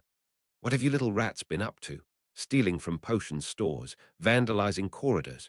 "We haven't done anything," Sue yelled, surging forward so that she was inches away from Filch. The caretaker's gleeful smile faded into a horrible scowl, and he grabbed Sue by the scruff of her neck. Harry and Anthony both jumped forward, but Filch was thrown backwards with a loud bang, hitting his head against the stone wall and falling into a heap on the floor, unconscious. The three of them stood frozen for several moments, horrified. "Ugh," Anthony started. "Should we get Madame Pomfrey?" Or Sue suddenly burst into tears, shocking Anthony into silence. Harry didn't think he'd ever seen her cry. He stepped forward hesitantly, but Anthony beat him to it and wrapped an arm around her shoulder. She didn't shove him away, as Harry had expected, only crying harder. "I'm going to get expelled," she sobbed. "I'm so tired, and I just wanted to finish my exams and go on holiday, not. I'll get someone," Harry murmured to Anthony, who nodded and led Sue into a nearby empty classroom. Harry ran at full speed to Severus' quarters, nearly tripping over his feet as he dashed through the door, his chest heaving, praying to whatever powers existed that Severus would be there. "What in Merlin's name is the matter?" Severus sat bolt upright in a chair by the table. "Oui, Sue and Filch." Severus cut Harry off by pulling him into a seat and pushing a glass of water into his hands. "Slow sips, then tell me what's wrong." Harry did as he was asked, and his heart rate had slowed to a normal pace by the time he finished the water. He explained the evening's events in a halting tone, staring at his knees until he reached the bit about Sue throwing Filch into a wall. "She didn't mean to do it," Harry said earnestly, meeting Severus' eyes. "She's just really upset, and I don't want her to get into trouble." Severus narrowed his eyes. "May I ask what you three were doing out of your dormitories past curfew?" Harry huffed. "It was barely past curfew. We were visiting Hagrid, and it is your responsibility to manage your time appropriately," Severus said shortly. "I cannot have you roaming the castle after dark for reasons as frivolous as losing track of time after visiting a friend." He inhaled sharply, his grip tightening around the quill he still had clutched in his hand. "You've no idea. It was just a few minutes," Harry interrupted, tightening his jaw. Why was Severus making such a big deal out of nothing? "We got caught in the rain and it slowed us down. Then you should have left earlier," Severus snapped. "We didn't know it was raining until we left," Harry retorted, crossing his arms over his chest. "Why are you being so? So, what precisely?" Severus asked in a quiet voice that was anything but placid. It positively dripped with warning not to tread further if he didn't want to spend the week scrubbing cauldrons. Harry blew out a breath and dropped his eyes. "I didn't come here to get yelled at," he mumbled, sliding out of his chair and moving to stand behind it. "I just thought." Severus sighed heavily, and Harry lifted his eyes. The man no longer looked angry, just tired and worried for some reason. He rose to his feet. "Escort me to the corridor where this occurred, and I will handle the matter." Harry froze in surprise. "What? I will handle the matter?" Severus repeated, straightening his cloak. "She won't get into trouble?" Harry asked, hesitant. "Only came here because I thought you might be able to help. A bout of accidental magic will not get her into any significant trouble, provided she has not killed the wretched man." Harry bit his lip and led Severus to the corridor, where they found Filch, still unconscious, with Mrs. Norris prowling in circles around him. Severus crouched down, waved his wand, and Filch's eyes shot open. "That little monster tried to murder me," he shrieked, rising to his feet with no apparent difficulty. "I'll have her chained in the dungeons for this." Severus silenced him with a ferocious glare. "You are far from dead," he said coldly. "I have healed your very minor wound, so I suggest you return to your business while I handle the students."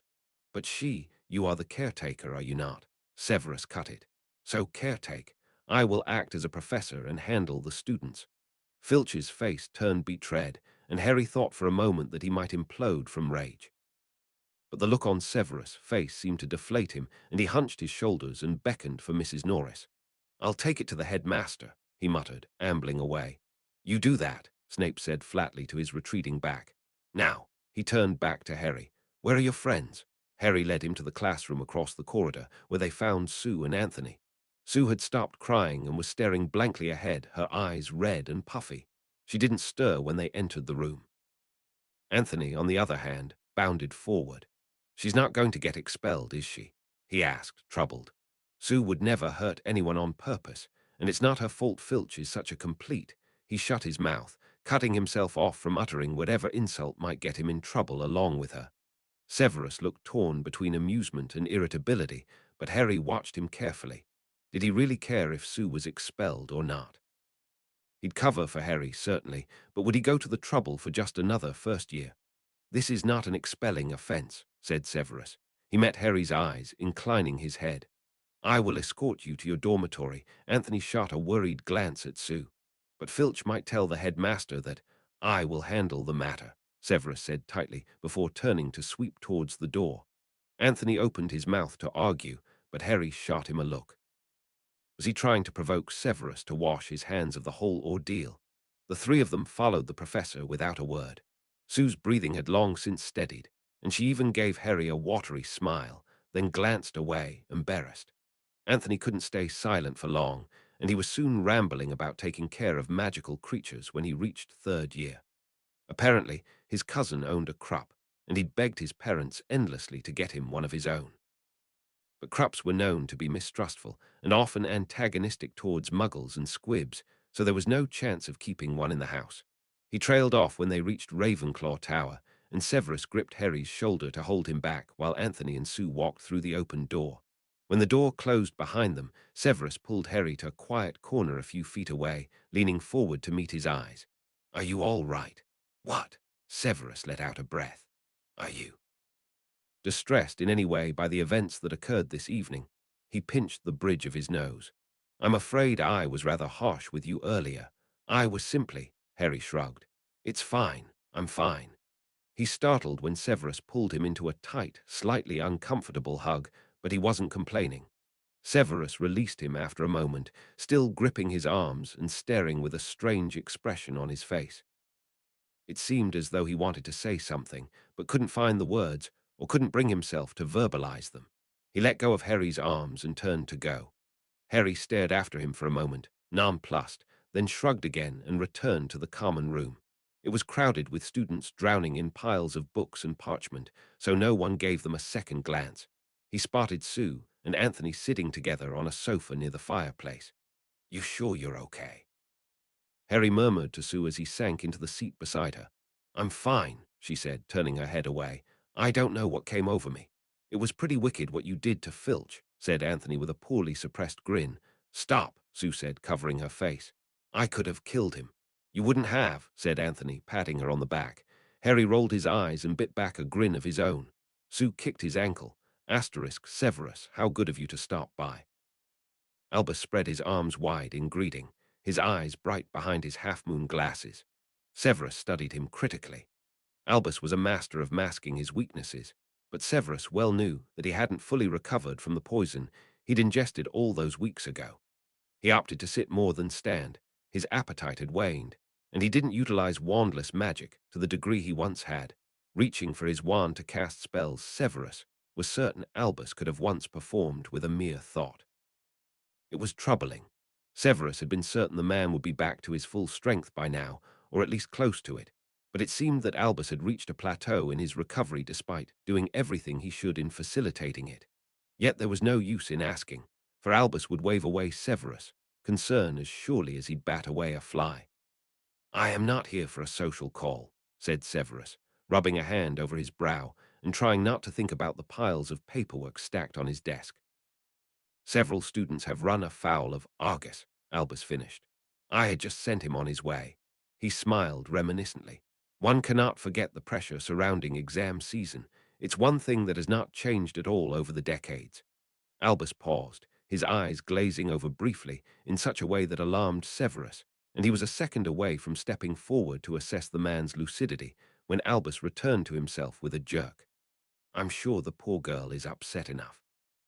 No need to explore this mishap further." It took a moment for Severus to remember that they were discussing the lead girl because Albus looked odd.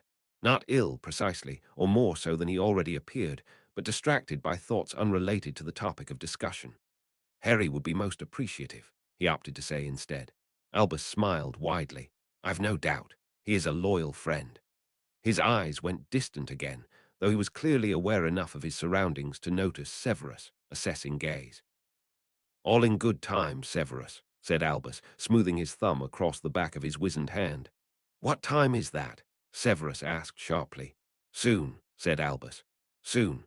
The first exam was mere days away. Classes had ended, the students' time fully devoted to study, and Harry had escaped to Severus quarters midday yesterday and hadn't left since. Studying with friends was fun, to a point, but the noise and distractions in the common room was proving to be too much of a hindrance for Harry to tolerate. He was making decent headway in ploughing through his history of magic notes, the gaps of which he'd filled with Hermione's detailed transcriptions. Curled up on the sofa, the only sound the scratching of Severus, Quill, as he made his own way through a stack of parchment. The content was so terribly uninteresting that Harry's mind frequently wandered, his eyes following the same few sentences over and over again. Who bloody cared about goblin wars of the 13th century, and why was Binns so hung up on them in favor of every other event in wizarding history? What's the point of exams at all? Can't they just judge our skills based on class performance? It's not like any of this bloody matters. Harry stuffed his notes unceremoniously into his bag and pulled out another textbook at random.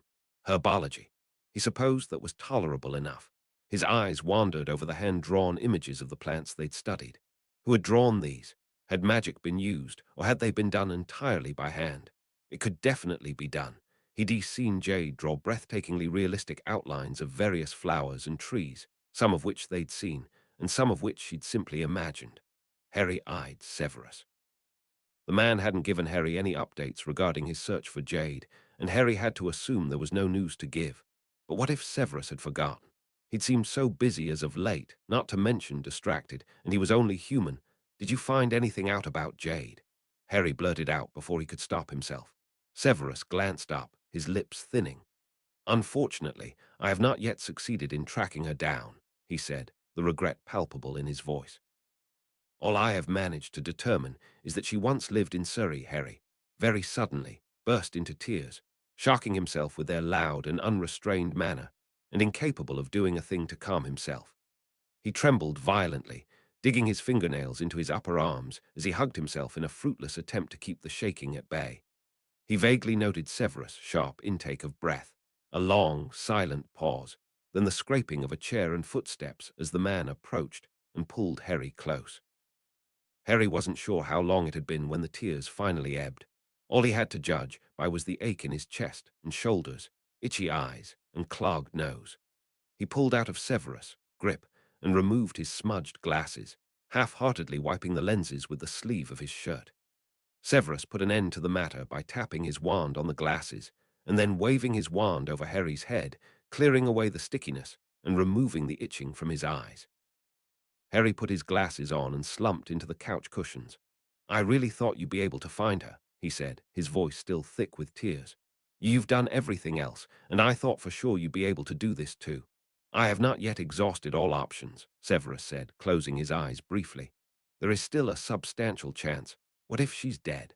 Harry croaked, screwing up his face against another bout of tears. She could have been dead all this time, and I was angry with her. I was angry with her for leaving, but what if she just died? Severus cupped Harry's cheeks in his hands. That is very unlikely to be the case, but you will get through it should that become the reality. Harry squirmed out of Severus' grip. You're supposed to tell me she's definitely not dead, Harry said with an audible grumble under his breath. You would prefer me to lie? Harry furrowed his brow. Yes, no, I don't know. He swiped at his cheeks with the back of his hand. Severus leaned forward to grip Harry's shoulders. I don't believe that your friend has died, but if I am wrong, I promise you will not be alone. Chapter 56. To Trust. Chapter text. The first day of exams wasn't as bad as it could have been. It was the charms written exam, and Harry's studying seemed to have paid off. His quill scarcely stopped moving. Few questions took more than several moments, thought to answer, and he completed his exam with time to spare. It was followed by practical demonstrations of their skills, and while Anthony and Hermione outshined them all, Harry didn't falter once.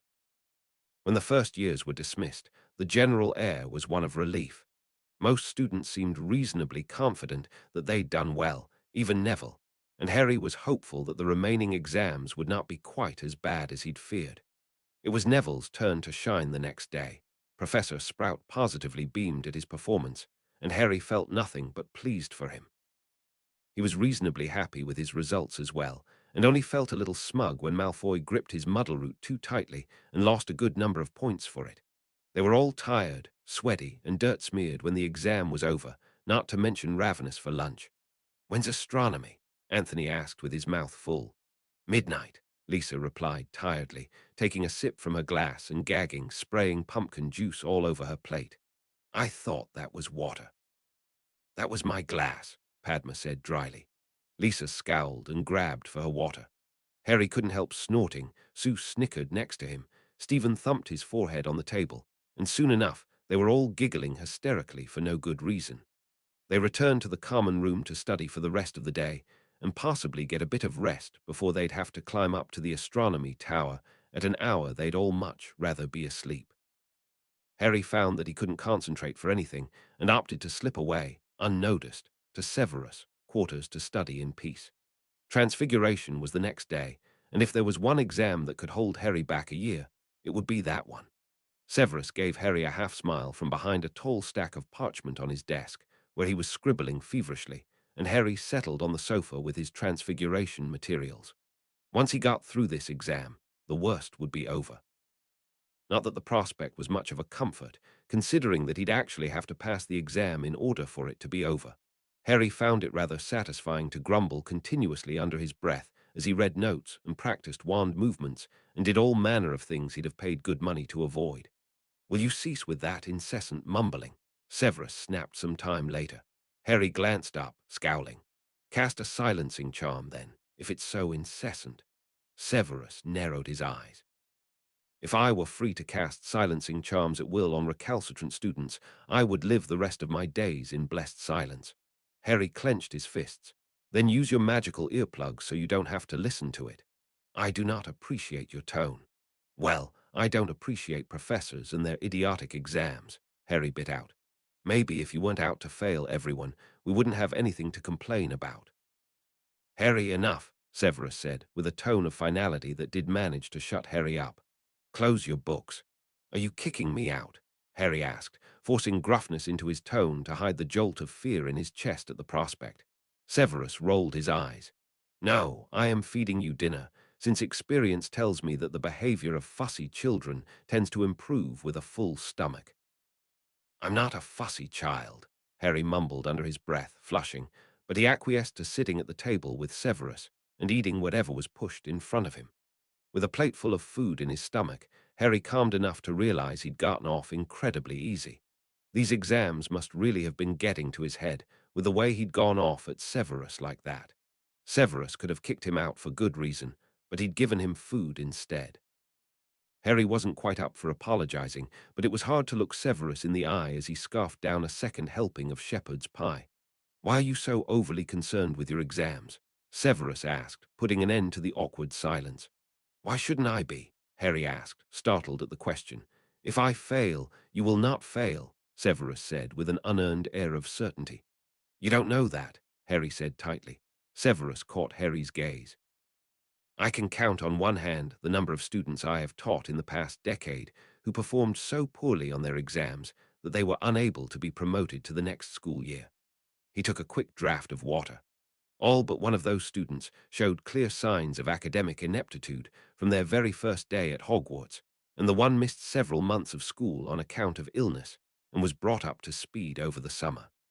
He set down his glass. "Your academic performance, however, has been above average to excellent in all of your classes, and you have yet to fail a single assignment." He gave Harry a stern look when he opened his mouth to interrupt, and pressed on.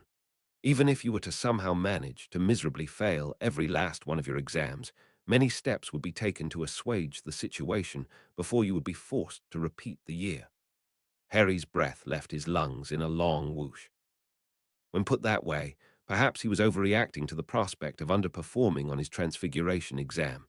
But still, it would be hard to face Severus, to face himself. If he received a poor score after studying so hard, perfection is not an expectation, Severus said, fixing Harry with a firm look that brooked no argument. "Not from me, or anyone else." Harry bit his lip, then nodded shortly, reaching for his water glass so that he wouldn't have to talk. He headed back to the common room after dinner was cleared away and beelined for the quiet corner where Sue was sitting cross-legged on the floor amidst a pile of pillows. She glanced up with a wan smile. "You okay?" Harry asked in a low voice, sitting beside her. She shrugged. "Transfiguration, you know. It's doing my head in." Harry nodded in agreement, but that didn't quite explain her pallor. "About the other night," he started, "with Filch." He trailed off when Sue turned her head away, her cheeks burning red. "It's nothing, really," she said, biting her lip. "Just when I was younger, I thought I'd be in trouble if I didn't do well." She pressed her lips together, letting her textbook slide off her lap onto the floor. Harry swallowed the lump in his throat. "Did your parents?" Sue shook her head rapidly, her long hair swinging across her face. "No, not them. It was someone else." She stopped speaking abruptly and snatched up her textbook, opening it at random. Harry let it go, but then he didn't need any more information to understand. As it turned out, Transfiguration did not live up to Harry's worst nightmares, though it was by far the most difficult exam yet. The questions on the written exam were detail-oriented and unyielding, requiring a good few paragraphs to fully answer each one, and Harry's wrist ached abominably long before it was complete. He knew most of the answers, but there was no chance that he hadn't left out vital details in a number of his responses, and knowing McGonagall, it would surely lose him points. There was a brief break between the written and practical portions of the exam, and the first years, once again, convened outside to take in the fresh air. "That was awful," Harry heard Ron groaning. He turned to see Neville sinking to the ground beside Ron, positively whimpering. "Well, that was bloody torturous," Anthony said, drained of his usually boundless energy. Hermione chose that moment to start fretting about confusing the countercurses for 2 different spells, and about 3 people snapped at her to shut up. The practical portion of the exam was both easier and harder than the written one. Easier because it lacked ambiguity. Either they got the spell right or you didn't. But it was harder because, in Harry's case, at least, the high tension and many distractions in the room negatively impacted his performance. He probably hadn't failed, though, and he was better off than Neville, who'd managed to shatter the teacup he was supposed to transfigure, and when attempting to repair it, he'd turned it into a weird-looking porcelain bat that tangled itself in Professor McGonagall's hair. After that highly specific form of torture, the defense against the dark arts exam was a relief. Unlike some professors, Lupin opted for a straightforward style of questions on the written exam, and the practical portion was almost fun. Other than a slight mishap, with Harry overshooting a knockback jinx, he completed it without a hitch and was reasonably certain he'd get close to full marks. "Just potions and history of magic left, and then we're through," Padma said happily at dinner. "Potions and history of magic," Anthony muttered, elbows on the table. "I'm sure there'll be a breeze. Binns wants us to memorize every single date of every single thing that's ever happened in the history of history." He suddenly twisted in his seat. Harry jumped, nearly choking on his water. "What?" he coughed. Sue whacked him on the back, which only made it worse. Anthony kindly waited for Harry to finish spluttering before he continued. "You must know something about the exam." He gazed at Harry with wide, imploring eyes. Even a hint would help at this point. Harry snorted, wiping his mouth with the back of his hand. "He didn't tell me anything." Anthony frowned, folding his arms. "Fine, be that way." Harry shrugged and took a bite. "Did he swear you to secrecy or something?" Sue asked when everyone's attention was redirected elsewhere. "You too," Harry groaned. "He didn't say anything. I didn't even ask." Sue gave him an incredulous look. "You didn't even try. Having a professor as a guardian is wasted on you." She glanced around for a moment. "Pass the pasta, will you?" A slow smile stretched across Harry's face. "I don't think so," he said smugly, tipping the last of the pasta dish onto his plate. "I'd disown you as a friend for that, but we need to study," Sue said after an open-mouthed pause, glaring. "But as soon as it's over, I'm never speaking to you again." "However will I manage?" Harry deadpanned. One way or another, they made it to the final day of their exams. The room was so silent when Severus entered that his footsteps echoed loudly as he walked. They were in a different room than usual, one large enough to fit all first years, and their cauldrons at individual desks. "Your task for this exam," Severus said in a near whisper, "will commence with a forgetfulness potion. Woe betide any of you who cannot recall the impossibly simple process required to produce a functional brew." Ingredients are in the store cupboard. You may begin." He stopped speaking so abruptly that it took the students a moment to respond to the instruction, but there was soon a mad flurry towards the cupboard to retrieve the necessary ingredients. No one dared shove or speak too loudly for fear of getting kicked out and failing the exam. But Harry nearly took an accidental elbow to the jaw when he tried sidestepping a broad-shouldered student whom he'd never spoken to. Once Harry had his ingredients laid out on his desk, he breathed a long sigh of relief. He could do this. He brewed more difficult potions than this one, and as long as he remained focused, he'd be fine. "That's the thing about this potion," Harry mused as he sorted valerian sprigs. "It won't explode if I mess up, but it'll be useless if I miss a single step." It was no surprise that Severus had chosen this potion for the exam. Highly finicky, with multiple ingredients and steps, but not likely to be dangerous if a nervous student's shaky hand poured in too much mistletoe berry powder. A written exam followed, and while the questions were even more detailed and demanding than McGonagall's had been, Harry felt quite confident in his answers. His wrist would be sore for days after he was done, though, as he'd practically written an essay several times over to cover all the details the questions required. Their very last exam was history of magic, and perhaps that was a good thing, because the moment the test sheets were handed out, Harry fantasized about grabbing his broomstick, running for the Quidditch pitch, and never coming back. It was awful. The air was stifling, for no reason that Harry could detect, and the scratches and scraping and snuffles echoing throughout the high-ceilinged room nearly drove him to distraction. The questions were vague and long-winded, and no matter how much Harry wrote, he felt as though he'd left out key information that would make the difference between a pass and a fail.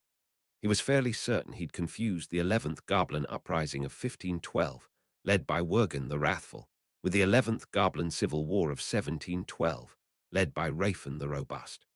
Couldn't the goblins have waited just one more year for their war so the dates wouldn't be so similar? Harry was one of the first out the door when they were dismissed, rushing for the entrance hall so he could grab a few lungfuls of fresh air. Many of his yearmates had the same idea, and they spent a good while groaning to each other about how absolutely torturous the exam had been. The complaining was mostly for show, however, because, somehow, they'd all made it through exam week unscathed. Mostly. The mood in the Ravenclaw common room that evening was one of high spirits. Exams were finally over, and in mere days, they'd all be heading home for 2 months of freedom. Harry was currently sandwiched between Padma and Anthony on the one vacant sofa the first years had managed to snag, and he couldn't suppress a tiny grin. To be looking forward to going home, to know that he even had a home, was making him feel almost giddy. "You'll come visit this summer, yeah?" Anthony asked, rousing Harry from his thoughts. "And Sue, you'll come too, right? My parents wouldn't mind." Padma and I already decided that the last week of July would be. Harry let the conversation wash over him, leaning his head back and closing his eyes. Despite the noise, he felt as though he could fall asleep right then and there on the crowded sofa, even with Anthony's bony elbow poking into his arm. The room went suddenly quiet, and Harry lifted his head, stiffening in surprise and alarm when he saw Severus striding through the entrance to the common room, straight towards Harry. He stopped right in front of him, pausing for a brief moment, then leaned down to take his arm. "Come with me." It didn't occur to Harry to disobey. He allowed Severus to lead him to the exit, his heart pounding rapidly, ignoring the stares of his housemates. "What's he done to piss off Snape?" Harry heard someone say. But Severus wasn't angry, Harry could tell. The man's face was set in grim lines, but he wasn't angry. He looked worried, possibly frightened, though the lines on his face were also set with resolve. Questions, so many questions, every possible and impossible scenario rushed through his mind, ranging from the Dursleys rising from the dead to Pettigrew having escaped prison and Voldemort coming back. Or had something happened to Sirius? Maybe the Ministry had changed their mind and sent him back to prison. He kept his questions to himself until they reached the man's quarters, but he didn't hold back then. What's happening? Harry yanked his arm out of Severus' grip. "You have to tell me, please," he swallowed thickly. "I know there's something wrong. Please don't tell me there isn't. Please sit down." But Severus pointed at the sofa. "Sit, and I will explain." Harry sat, though Severus remained on his feet and began pacing back and forth. The man ran his fingers through his hair, the motion so jerky and unmeasured him that Harry couldn't help but stare. Severus stopped abruptly, turning to face Harry. "There is something of vital importance that must be done post-haste, and as much as I wish otherwise, it involves you." Harry furrowed his brow. "Involves me? How? What could I possibly need to do that so important? It doesn't sound like something terrible has happened, but why does he look so afraid?" Severus let out a long sigh, then moved over to the sofa to sit beside Harry, tapping his fingers on his arm in rapid, frantic motions. "I know you are aware that when the Dark Lord attempted to end your life as a baby, the curse rebounded upon him, leaving you scarred, yet very much alive." "I do know that," said Harry, narrowing his eyes. "But what does it?" He broke off when Severus turned to meet his eyes. "That event alone, while highly irregular, is not unheard of.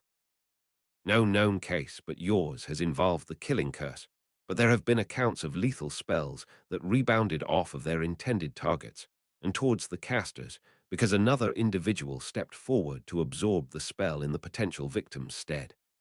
That was news to Harry, though perhaps it wasn't entirely surprising. His mother had stepped in the way of the curse, intended to kill him because she'd loved him. She cared more for his life than her own, and that had been enough for this strange, unknowable magic to take effect. Who was to say that someone else's mother or father, sibling, spouse, or friend hadn't once done the same? Yet, there is an aspect of your case that is entirely undocumented. Harry's eyes darted back towards Severus. The man heaved a breath. "And that is, when the Dark Lord attempted to end your life and his curse rebounded upon him, he left her a part of his soul behind." Harry drew back, a bit thrown. Left behind where? Did he do it intentionally? Why would? "No, I do not believe the Dark Lord did so intentionally in that specific instance, though it is my understanding that the reason it occurred is due to the fact that he had intentionally done so previously." "How?" Harry asked. "Souls could be broken. How could that be possible? Souls weren't physical objects that could shatter like glass." "The Dark Lord had previously murdered with a very specific intent," said Severus, his tone clipped. "The intent to immortalize himself by splitting his soul into pieces that would remain on Earth should his body be killed." Severus paused. "Why is he telling me this? What does this have to do with me?" A gradual yet startling, horrifying suspicion began to dawn on Harry. The pain in his scar when in Voldemort's presence. Voldemort's soul, in pieces, splitting when taking a life. He stared at Severus wide-eyed, and something in the man's face confirmed all he needed to know. And his breaths were coming short and fast, then scarcely coming at all, and he was scrabbling at his throat, trying to pull in some air or to pull something out. Something was inside of him, something dark and unspeakable. His mind wasn't his own, his body wasn't his own, his soul. "Harry." Harry met Snape's eyes desperately. "Help me, help me, help me, breathe, Harry." But he couldn't. Couldn't breathe because his breaths weren't even real breaths. They were breathing out a horrible, unimaginable thing. Every time he breathed in, he was giving life to something that shouldn't be real. "Harry, we're going to fix this. But we cannot do so if you perish for lack of air, so breathe." Severus ended in a shout, and startled Harry did. He took a great gasp of air, then another, his chest still heaving. Severus, painfully tight grip on his shoulders, the only thing keeping him tethered. "Harry, do you trust me?" Harry nodded, though he didn't know how he'd managed to move his neck of his own accord for how utterly frozen he felt, as though he'd turned to a block of ice that had never been anything but ice. Like permafrost in the coldest, harshest places on Earth that could not sustain life. How could he sustain his own life when, by the very fact of his living, he was sustaining the opposite of life? But Severus' voice was cutting its way through the frost, a rush of warmth asking for Harry's trust. He nodded again, just to make sure he still could. "Then come with me." Harry could not have said how they'd arrived, or how long it had taken, his mind blank with shock all the while, but he opened his eyes, and he was in a clearing with Dumbledore standing before him, his wand pointing straight at Harry's face. Harry cringed backwards, and he tried to yank himself out of the grip Severus had on his shoulders from behind, but the man held him fast. "Trust me, Harry." The warmth Harry could feel radiating from his guardian just behind him, the fierce, bruising grip on his shoulders, was somehow enough. He was shaking so hard his teeth rattled, but he forced himself not to fight, to stay where he was, because he did trust Severus. He trusted him more than he feared what was to come. even more than he feared what was inside of him, what had been inside of him all his life. Harry met Dumbledore's eyes, and the man smiled, a shaky, sad smile laced with something like conviction. "Forgive me, Harry." A blinding white light rushed out of Dumbledore's wand and made contact with Harry's forehead, right over his scar, and all he knew was pain. An agony beyond anything Harry had ever experienced surged through his head, and he gasped as a strange energy pulsated right in the place where his scar was, and then rushed out of him with a force that would have sent him falling face forward onto the ground if not for Severus' grip on him. Harry screamed so loudly his throat felt as though it was ripping apart, and through streaming eyes he could make out the form of Dumbledore standing opposite him, the splinters of a broken wand at his feet, and whatever was pouring out of Harry's head was rushing right at the man, engulfing him in a sickly green glow. And suddenly it stopped. Whatever had been rushing from his head was gone. He knew it was gone like he knew his own face, his own voice, his own mind. It was gone, as though it had never been there, and all that remained was a steady, nauseating pulse in his forehead. He stared at Dumbledore, unable to tear his gaze away as the man's eyes began to tint red, and the green glow grew brighter and harsher. Dumbledore's mouth opened in a scream that was not quite his own. A hand covered Harry's eyes, and another latched onto his shoulder to turn him around and pull him close. He struggled for a moment, then stilled when Severus squeezed him tightly and said, "You do not need to see this." Harry closed his eyes and allowed Severus to hold him there, breathing in time with the man's heartbeat as chilling, inhuman screams echoed around them. The screams stopped, leaving behind a ringing silence, and there was the loud thump of a body hitting the ground. The lingering pain in Harry's scar faded abruptly. Harry still didn't try to move away, even when he heard the telltale pop of apparition just behind him. "It is done," Severus' voice rumbled above him. "I will handle the rest," Professor McGonagall said steadily. "Take him home." Chapter 57. The Missing Piece. Chapter text: The wraith was shredded and blackened, a wretched thing, antithetical to life, less than the meanest ghost. Its origin, scarcely less shredded, had not missed it in its absence for over a decade. It screamed, how it screamed, for it had been torn from its stolen, unwitting home and dragged into another by means of magic unheard of and unspoken for. Yet the caster of said magic seemed not to be bound by the laws of mere mortals, for he had an instrument powerful enough to surpass their limitations. The wraith was dragged through the wand itself, shattering it along its path into splinters of elder, for this was the last ever act the wand would perform. And it was pulled into a soul so foreign that it tried to change course, to return whence it had come, but the magic was too strong. The wraith was forcibly absorbed into the soul, held fast by raw power that would soon dwindle, for no magic could last forever. The soul, equally repulsed by its invader, fought valiantly against the wraith, against the magic that had bound them, but both were caught in a stalemate. They pushed and pulled for seconds, minutes, lifetimes, until they burned each other out. The mage collapsed to the ground, wraith vanquished and soul intact. Every home has a distinct scent. It is one that can rarely be put to words, an amalgamation of various environmental quirks that have piled on top of one another until each source has lost its origin. One home's scent grew from a consistent wafting of freshly baked goods from the kitchen, years of dirt-encrusted footprints trekking through the halls, and well-worn leather boots. Another was born of bourbon, rusted metal, and an unkicked smoking habit. A third of one too many cats. It was this phenomenon that first alerted Harry of his location, his inhalation of the distinct scent of home when he filled his lungs with a much-needed breath. It calmed him like nothing else could have. It made sense, he supposed, since he'd heard somewhere that the sense of smell has a connection to one's emotions. Who had told him that? There was a woolen blanket wrapped around his shoulders that felt scratchy to the touch when he ran his palm over it. It was a faded yellow with threads hanging off the hem, loosened by years of absent-minded pulling of hand-done stitches. Harry took several more long breaths, breathing in more and more of home, and he came to the realization of something missing, something important that was the key to the feeling of home that the smell represented. A clattering sound emerged from the kitchen, the whistling of a kettle. Oh, Severus was in the kitchen, making tea. The missing piece fell neatly into place, and Harry's whole body loosened with it. He tilted his head to rest his cheek against the scratchy blanket. The scent of the home was losing its potency, as scents are wont to do with extended exposure, overpowered by the musty smell of the wool. It must have been lying folded in the back of a wardrobe for ages. Yet more clattering echoed from the kitchen, the sound just muted and distant enough for Harry to imagine that it was a noise from many years ago, in the same kitchen, with that same kettle, time converging upon itself within this warm cocoon that stood safe from the rapid passage of time. The kettle had stopped whistling.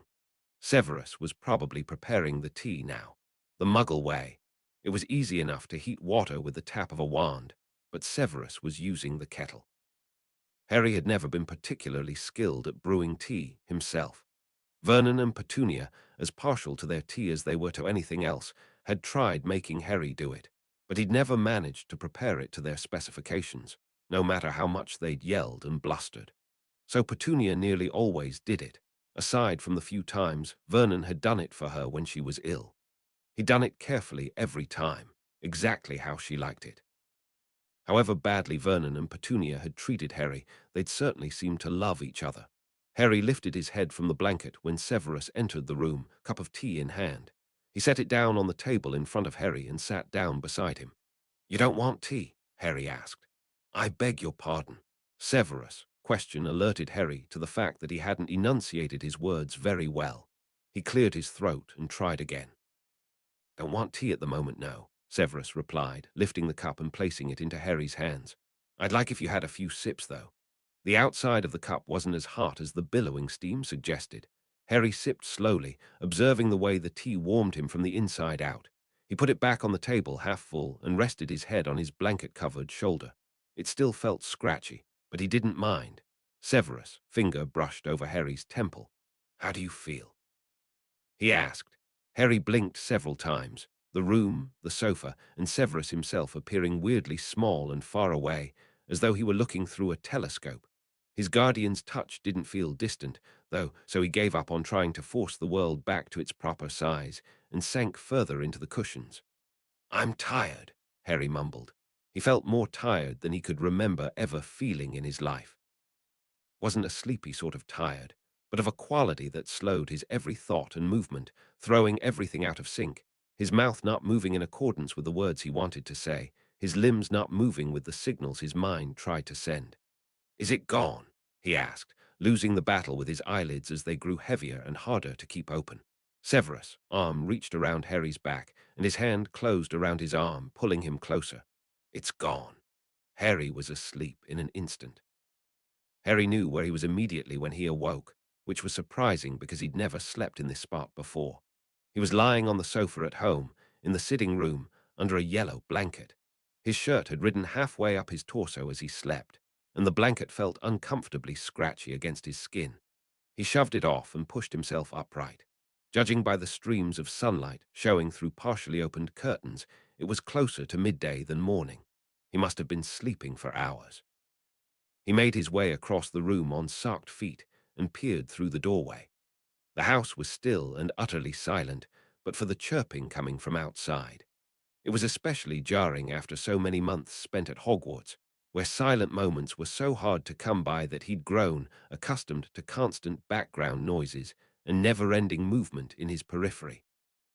He'd even learned to appreciate it in some ways, even if there were times when he needed to escape to quiet corners on the vast Hogwarts grounds, just to be alone with his thoughts. "Severus," Harry called. "Severus." No answer. Less perturbed than he would have expected to be, Harry went to the kitchen and poured himself a glass of water, gulping it down rapidly before filling it once more to sip at the table. The events of the previous night were rapidly piecing themselves together to form a clear picture of what had happened. He just finished exams and had been relaxing in the common room when Severus had rushed in and told him. Harry had to suppress the urge to gag, setting down his water glass before he properly choked. "It's a good thing I didn't know about it sooner. I might have." If he'd had time to think, time to really process the fact that he'd been housing a piece of Voldemort's soul in his body for years, he could not have borne it. He could not have lived, day after day, with the knowledge of what lived inside of him, and helpless to do anything about it. He'd read once about a rare disease that caused the sufferer to regard one of their own limbs as foreign, the perception so distressing that they'd stop at nothing to remove said limb, even at the cost of their life. It wasn't a perfect analogy, because the piece of soul truly was foreign, but had there been no safe method of removal, the end result may well have been the same. Severus probably knew for a while, Harry realized. The man had been acting strangely for months, with his weird moods and odd looks and overprotectiveness at unexpected moments. But he hadn't told Harry. He couldn't have. And Dumbledore must have known too. The two men had obviously planned whatever had happened last night, only informing Harry at the very last moment. And the timing of McGonagall's arrival, just after the screams had stopped. She's obviously had some knowledge of this too. What happened to Dumbledore? It was hard to forget how Dumbledore had looked before Severus had blocked his view. Glowing green like the color of his mother's death. Eyes reddish and inhuman, and the screams. The silence of the home was broken by rapid footsteps that alerted Harry of Severus' approach, and he shook off the unnerving images in his mind that he didn't think he'd ever be able to forget. "I'm sorry I wasn't present when you awoke," said Severus, dropping into the seat across from Harry and looking like he hadn't slept in days. "I was preoccupied in my office." Harry shrugged. "It's okay. I trust you slept well," asked Severus, glancing towards the stovetop and then looking away, his shoulders dropping, as though he'd fleetingly thought of making tea or coffee and had tossed aside the idea. "I did." Harry's thumb traced over a streak of water that had dripped over the lid of his glass. "How long did you know?" Severus didn't pretend to misunderstand. "Several months." He leaned forward, closer to Harry, his eyes lined with exhaustion. "You must understand that I could not share, and Dumbledore," Harry cut in. Not out of anger, or any negative feeling, really. It was information he wanted now, not apologies he didn't need, and explanations he could well figure out on his own. Severus gave him a long, searching look. "Not much longer than I did. Perhaps a few months more." He closed his eyes, drawing in a long, shallow breath, then fixed his gaze on Harry. "It seems that you've concluded as much on your own, but I want to make it clear that I could not have informed you any sooner than I did." Harry nodded once, the motion swift and sharp. "I guess you figured I wouldn't be able to handle knowing that I'd want it out. At any cost." Severus rubbed his forehead, his mouth contorting in some measure of discomfort. "Knowing this, even for mere months, has been—" He curled his fingers into fists and clenched, then looked down at his hands and flattened them on the table. "Albus and I have been working tirelessly to resolve this." "Did you think it wasn't possible?" Harry asked. "That you wouldn't be able to get rid of it?" "I feared it, yes," Severus said bluntly. "I knew nothing of this breed of magic, and Albus not much more than I." Harry opened his mouth, then closed it, because he didn't really want the answer to the question he'd meant to ask. What would have happened if Dumbledore's spell hadn't succeeded? What if they hadn't been able to remove it? It didn't really matter now, did it? What was that spell Dumbledore did? Harry asked instead, sticking a finger beneath the lens of his glasses to rub at an itch at the corner of his eye. Severus steepled his hands together on his lap. "A spell of his own making is all I can tell you with any authority." Harry squinted at Severus. "He invented a spell to pull the piece of soul out of me." "Essentially, yes," Harry swallowed. "It looked like he pulled it out through his wand and swallowed it or something." Severus' jaw tightened, his throat bobbing. Didn't say anything, not to confirm nor deny Harry's assessment of what had occurred. But it was enough of an answer. Dumbledore had somehow managed to find a way to extract that thing entangled within Harry's soul, which wasn't even physical or concrete or anything that Harry had ever believed to be truly real, and he'd taken it on himself. Why? Why did he have to do that? Why couldn't he just throw it away? Because he couldn't. The way Dumbledore had done it was the only way he'd known how. And if there were any other way, that option had been out of reach, even for Albus Dumbledore. "Dumbledore's gone, isn't he?" Harry asked quietly. Severus gave him a somber look, the exhaustion in his features giving way to a heavy, stifling grief.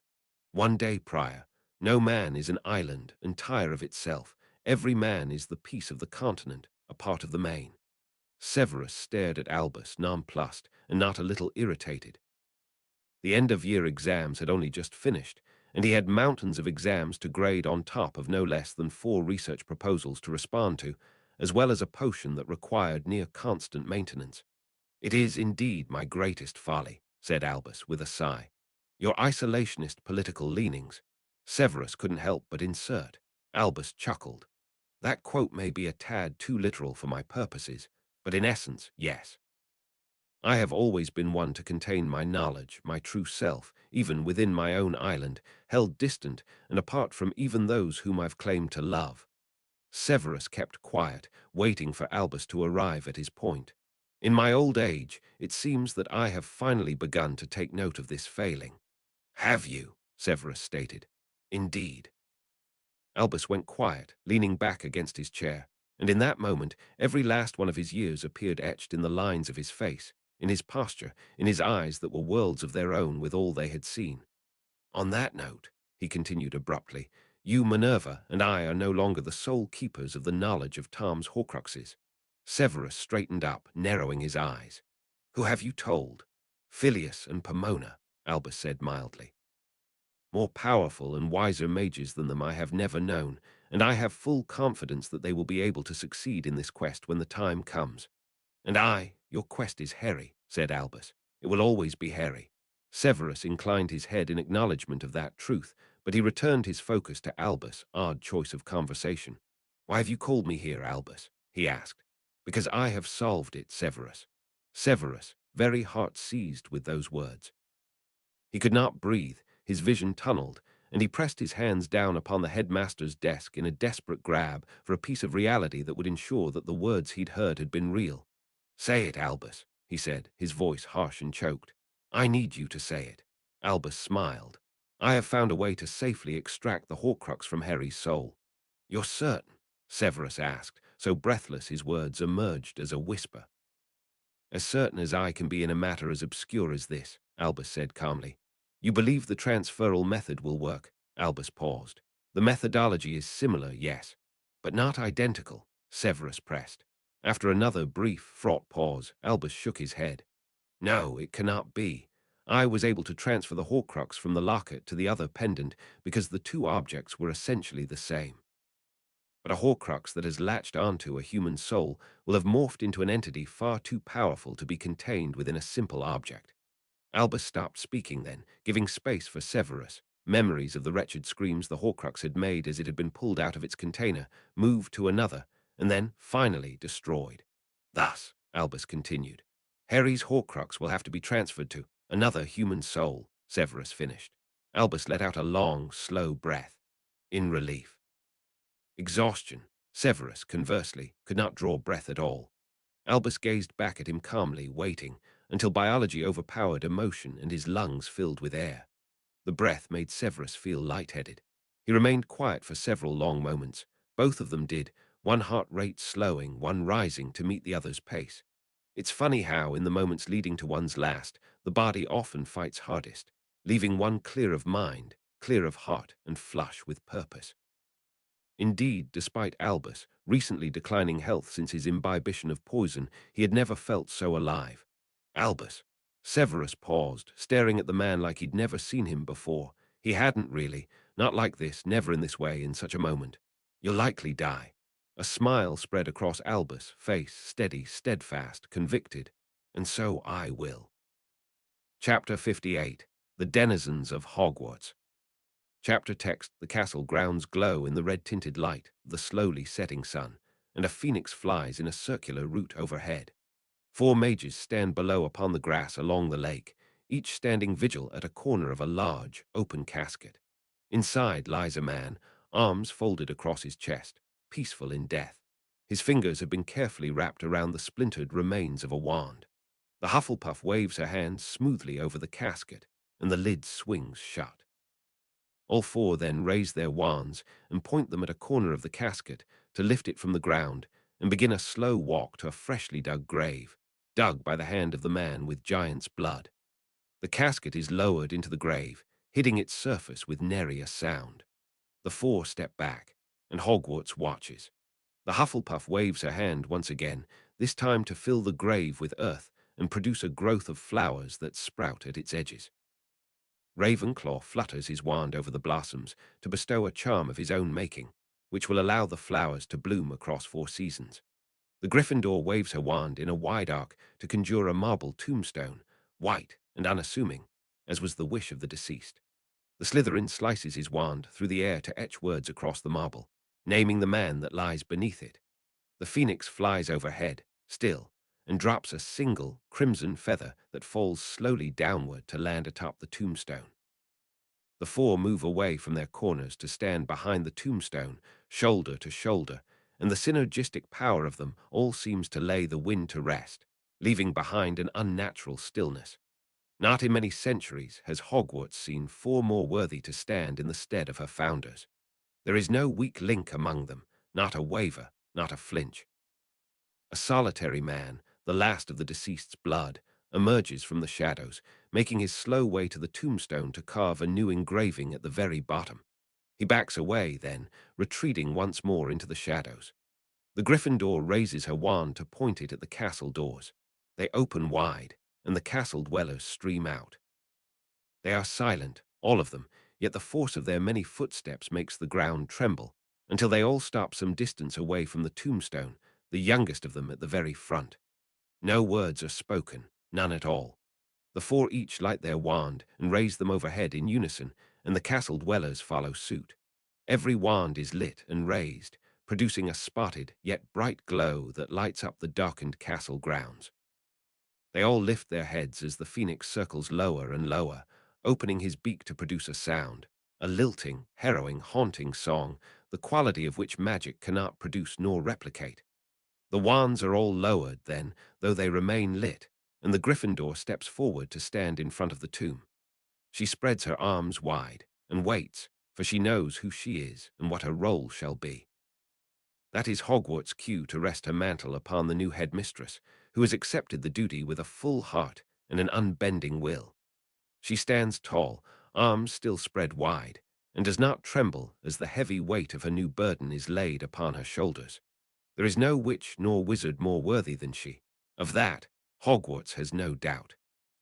The woman of Gryffindor will carry the torch for the great man whose soul has moved on to a new world, and she will forge a new path forward, a path that may bring the world of the living to a new dawn, a new era, if only its inhabitants will reach out and take it.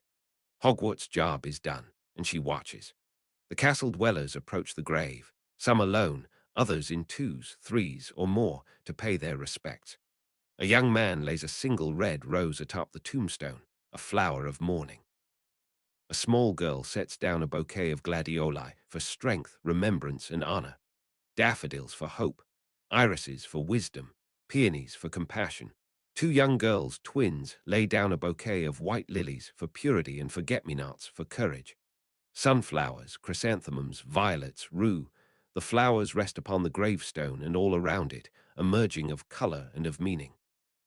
A light-haired boy and a dark-haired girl, brother and sister, approach the tombstone together, and each lay a grey stone atop the marble to symbolize the immortality of the soul, which, like a rock, lives forever. The mourners drift away slowly as the evening turns to night, and soon the grounds are dark and nearly deserted, save for the Slytherin, who stands motionless before the grave. He does not turn around, but he beckons to the young boy that stands behind him, several paces away, and the boy draws closer. The man lays his hand upon the boy's shoulder, and they stand together for a long while after the grounds have cleared. Chapter 59. This Life You Have. Chapter text. The world looked different. It had been creeping up on Harry for a while now, but he hadn't truly noticed until he put on his glasses the day after Dumbledore's funeral and 2 days before the end of term, and the room wouldn't come into focus. The mood at breakfast was somber. There was a notable void in the great hall with the headmaster's seat conspicuously absent, the space seeming vaster than its size would suggest. McGonagall was in her usual place, leaving the central seat empty, perhaps out of respect, which is why its vacancy was so very evident. "You all right?" Sue asked as Harry blinked and squinted his way through the meal. Everything was looking fuzzy around the edges, and he was feeling the beginnings of a headache build up in his temples. "I think there's something wrong with my glasses," he said, frowning. He lifted them up towards his eyebrows, but the room only went blurrier. "Better get that checked out," she said, mopping up the small pool of pumpkin juice that had dripped down the side of her cup when she'd overfilled it. You can't watch the last game of the season tomorrow half-blind. Quidditch is still on, Harry asked, surprised. I would have thought, considering. Oh, right, you didn't sleep in the dormitory last night, so you didn't hear. Flitwick gave us a whole talk about how Dumbledore would have wanted us to enjoy the end of term as usual, so everything would continue as planned. Sue glanced towards the high table. I wonder how he died. He was old, but he always seemed so invincible. Harry stared down at his plate. It was a strange feeling, being the only student, the only person aside from the four heads of house, who knew the full truth. It was even stranger to know that he was the cause, in a way. He hadn't asked Dumbledore for anything. He'd never wanted to. But the man had stepped forward anyway to absorb the corrupted shard of soul. His mother had stepped forward to absorb that green light. Harry stood up abruptly, pressing his lips together to suppress the sudden, violent urge to vomit. I have to go, he choked, hurrying towards the door. It only took the vaguest glance towards the high table for Severus to catch the hint, and the man caught up with him several paces past the exit. Harry didn't speak until the door to their quarters was closed and sealed, and not before he hunched over on the sofa with his arms wrapped around his stomach, breathing hard, still feeling moments away from vomiting. Please, he gasped, please don't die for me. Warm hands grasped his shoulders, pulling him close. Why do you, my mum, my dad, Dumbledore, they all died for me. Mum took the green light, Dumbledore took the white light, and he's gone, and if you're gone too, Harry's voice cut off when his face was pushed against his guardian's chest, his living, beating heart. I will be there for you, Severus breathed. I promise I will be there. Severus said the words over and over again, his heart thumping and steady in there, and Harry let his breath come back to him slowly. It was the feeling that did it, not the words. The feeling of safe arms wrapped around him, holding him close, which would never let him go unless he wanted them to, would never push him away like Petunia used to do when Harry was little, and wanted what Dudley always got from her. Never swat at him like a fly like Vernon used to do when Harry just wanted a pat on the back like Dudley got from him. They'd never grab onto him either, never hold him captive like Petunia used to do as she shoved him into his cupboard, like Vernon used to do until it hurt, until he cried, until he stopped crying because he'd learned his tears meant nothing. In Severus' arms, Harry's tears meant everything, his needs and wants and wishes meant everything, and even if Severus could not quite give Harry the world, it would never be for lack of trying. Severus' arms around him did not stray all the while, and his heart did not stop beating. Harry, Severus said when Harry's tremors stopped, and he held himself still and motionless in his guardian's arms. Albus had no regrets. Harry pulled himself out of Severus' embrace at those words, as unexpected as they were. What do you mean? He asked, his tone sharper than intended. Severus met his gaze. Albus was ready. His time had come, and he embraced it gladly. You mean he wanted to die? Harry asked, his voice thick. Not as such, said Severus, lowering his head slightly. It was his mission, since well before you were born, to rid the world of the Dark Lord, of Voldemort in all his forms. Harry stared, uncomprehending. You mean there were others? Other people like me who Voldemort? Severus shook his head rapidly. No other people, but other things. What happened with you was unintentional on the Dark Lord's part, but only because his soul had become so unstable after his many attempts to tear it apart. Would he have killed me? Harry asked before he fully realized what he was asking. Would Albus have killed you had it been necessary in order to remove the Horcrux from you? Severus asked, meeting Harry's eyes. Harry stared back soberly and nodded once. I don't believe so, Severus said after a pause. Setting aside the certainty that I would have sooner fled the country with you than allow him to do so, I don't think he would have done it. He would have spent many more years searching for a solution. He'd have spent far longer than it would have taken for him to realize there was no other option. He closed his eyes briefly. But when this answer came to him, he did not hesitate. Severus opened his eyes, which had taken on a shiny hue. And so he went.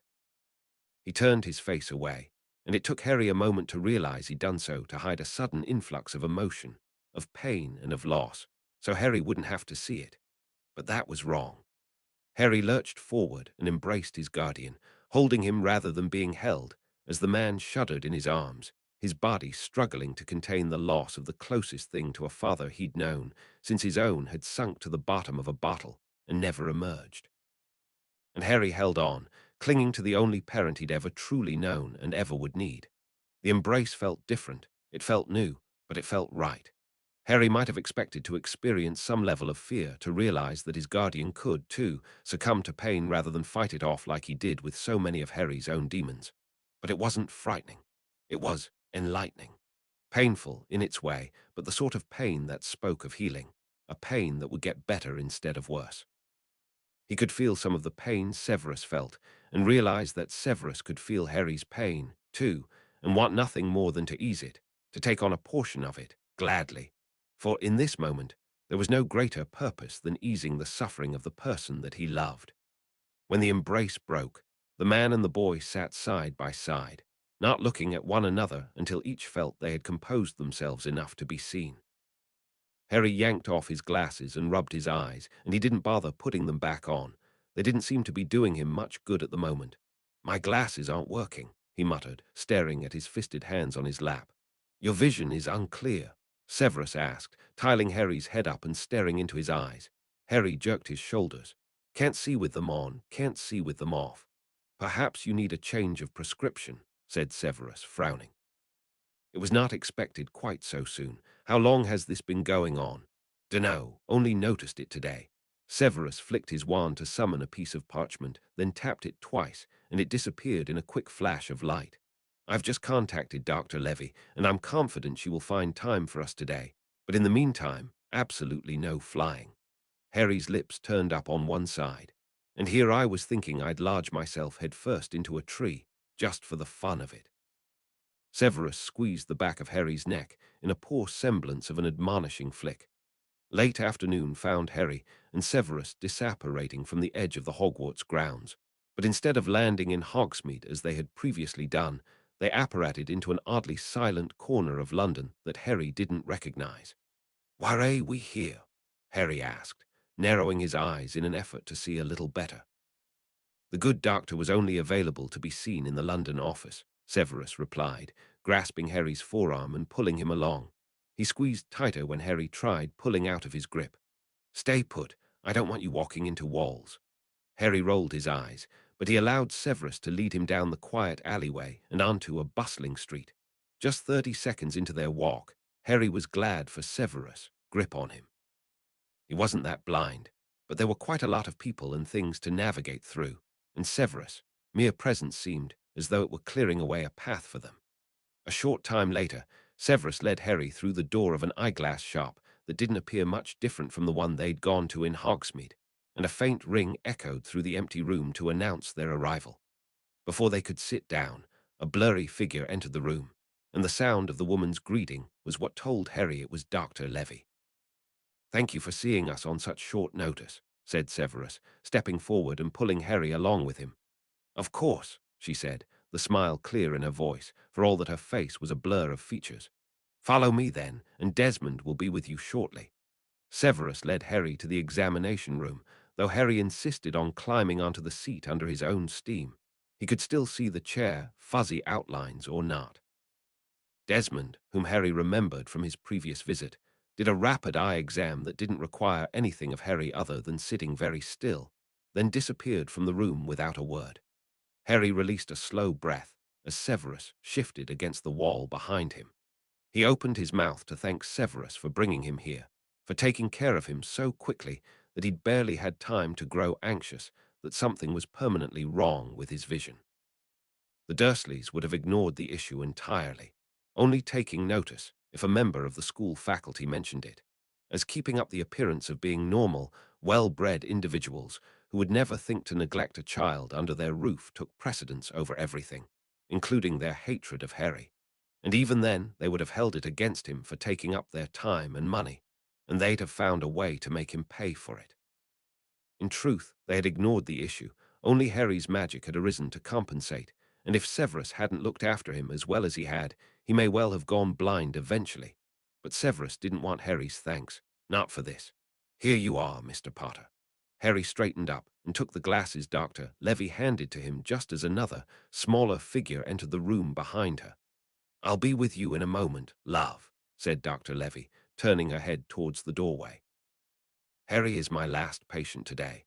When Harry put on the glasses, he immediately squeezed his eyes shut. Something was wrong. Something was very, very wrong, because he was seeing things that weren't there, things that couldn't possibly be there. The glasses must have been broken, or he'd gone from simply having poor vision to hallucinating, because that couldn't, in a million years, be Harry.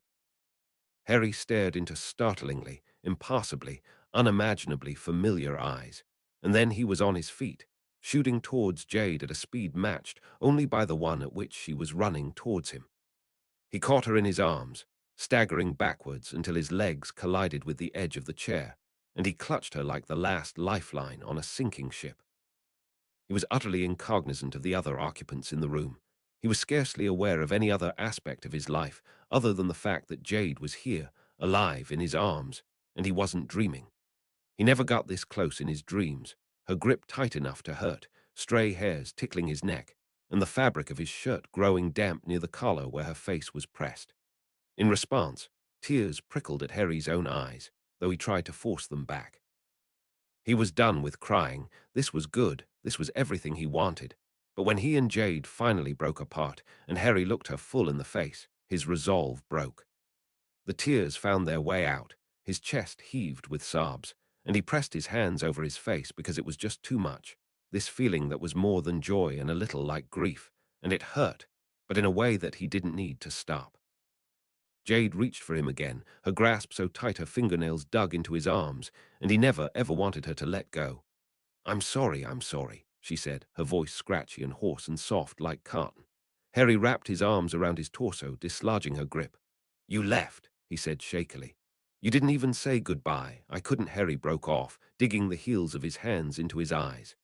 I tried, I swear, she said earnestly. But I didn't know where you lived, and I even came back to Surrey with my mum once, but no one there had ever heard of you. I wanted to find you. I really needed to see you. Jade started breathing hard, her lower lip quivering, and Harry lowered his hands as she turned her head away for a moment, only looking back when her breaths had steadied. Harry stared at her again, afraid to even blink, that if he lost sight of her for the briefest moment, she'd be gone. She looked nearly the same as he remembered so vividly, yet the changes were stark enough for him to take note. She was taller, if not by much. Her dark hair was shorter and better kept. Her face was fuller, her shoulders stronger, but her eyes were the same. They'd always been bright. She's here. She's actually here. How is this not a dream? Things this good never happen in real life. Harry reached for her hand and grabbed onto it so she wouldn't disappear. She squeezed back, and Harry stared down at their intertwined fingers. Then he raised his head, breaking the silence. What happened? Jade drew in a shuddering breath, her eyes still glinting. Police finally caught Ed with drugs, so I went back to live with my mum. Harry drew back in surprise, the anger at the mention of that man burning almost as fiercely as it had when he'd first realized what he'd done to Jade. Why weren't you with your mum in the first place? Jade bit her lip. She wasn't well, she said evasively, averting Harry's eyes at his unasked question.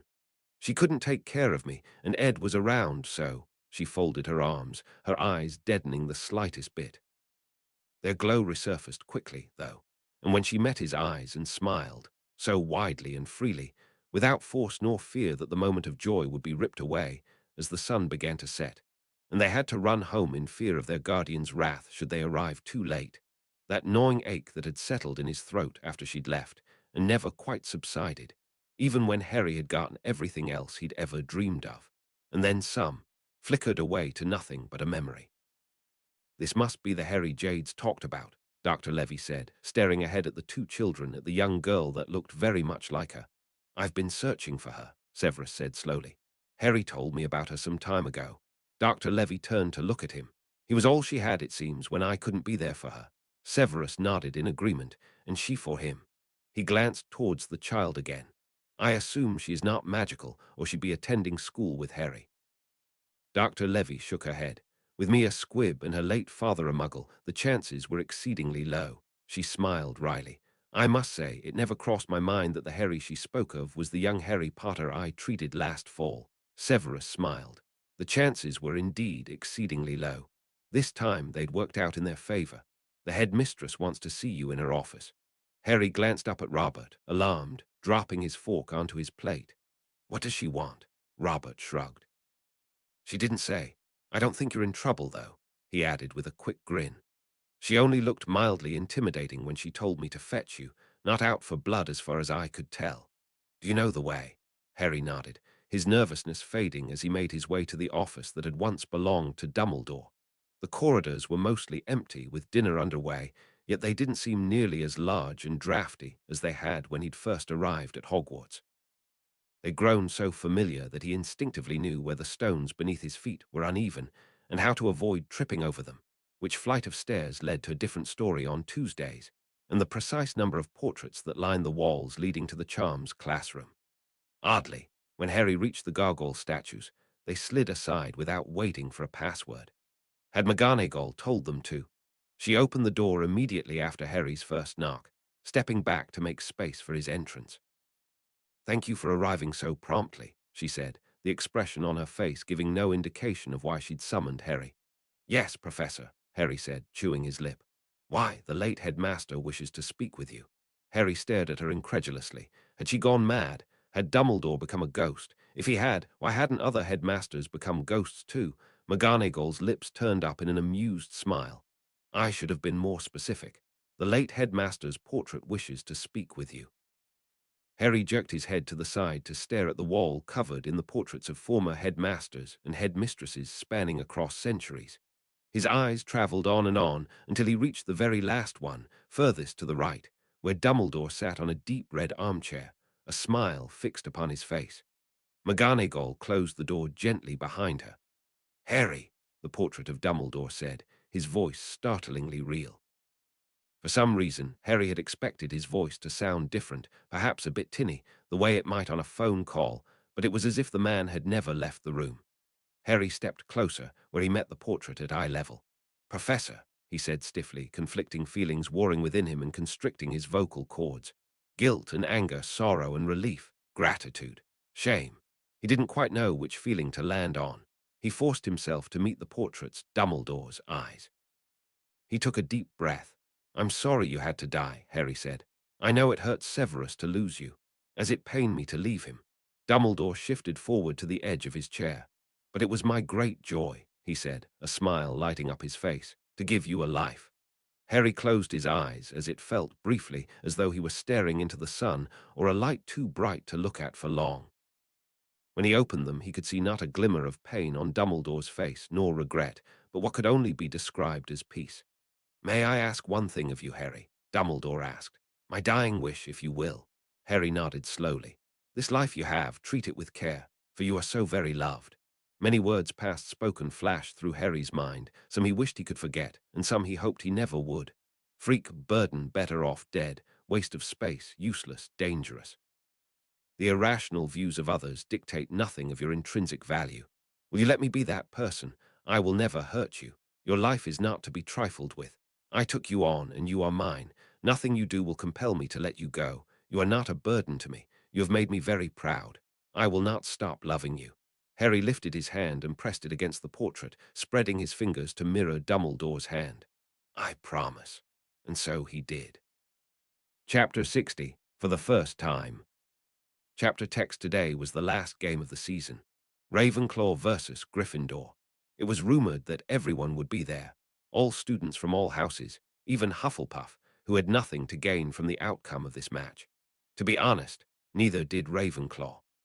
Gryffindor stood in a distant second place to Slytherin and Ravenclaw a close third, so Gryffindor would have to win by a near impossible amount of points to stand a chance of overtaking Slytherin.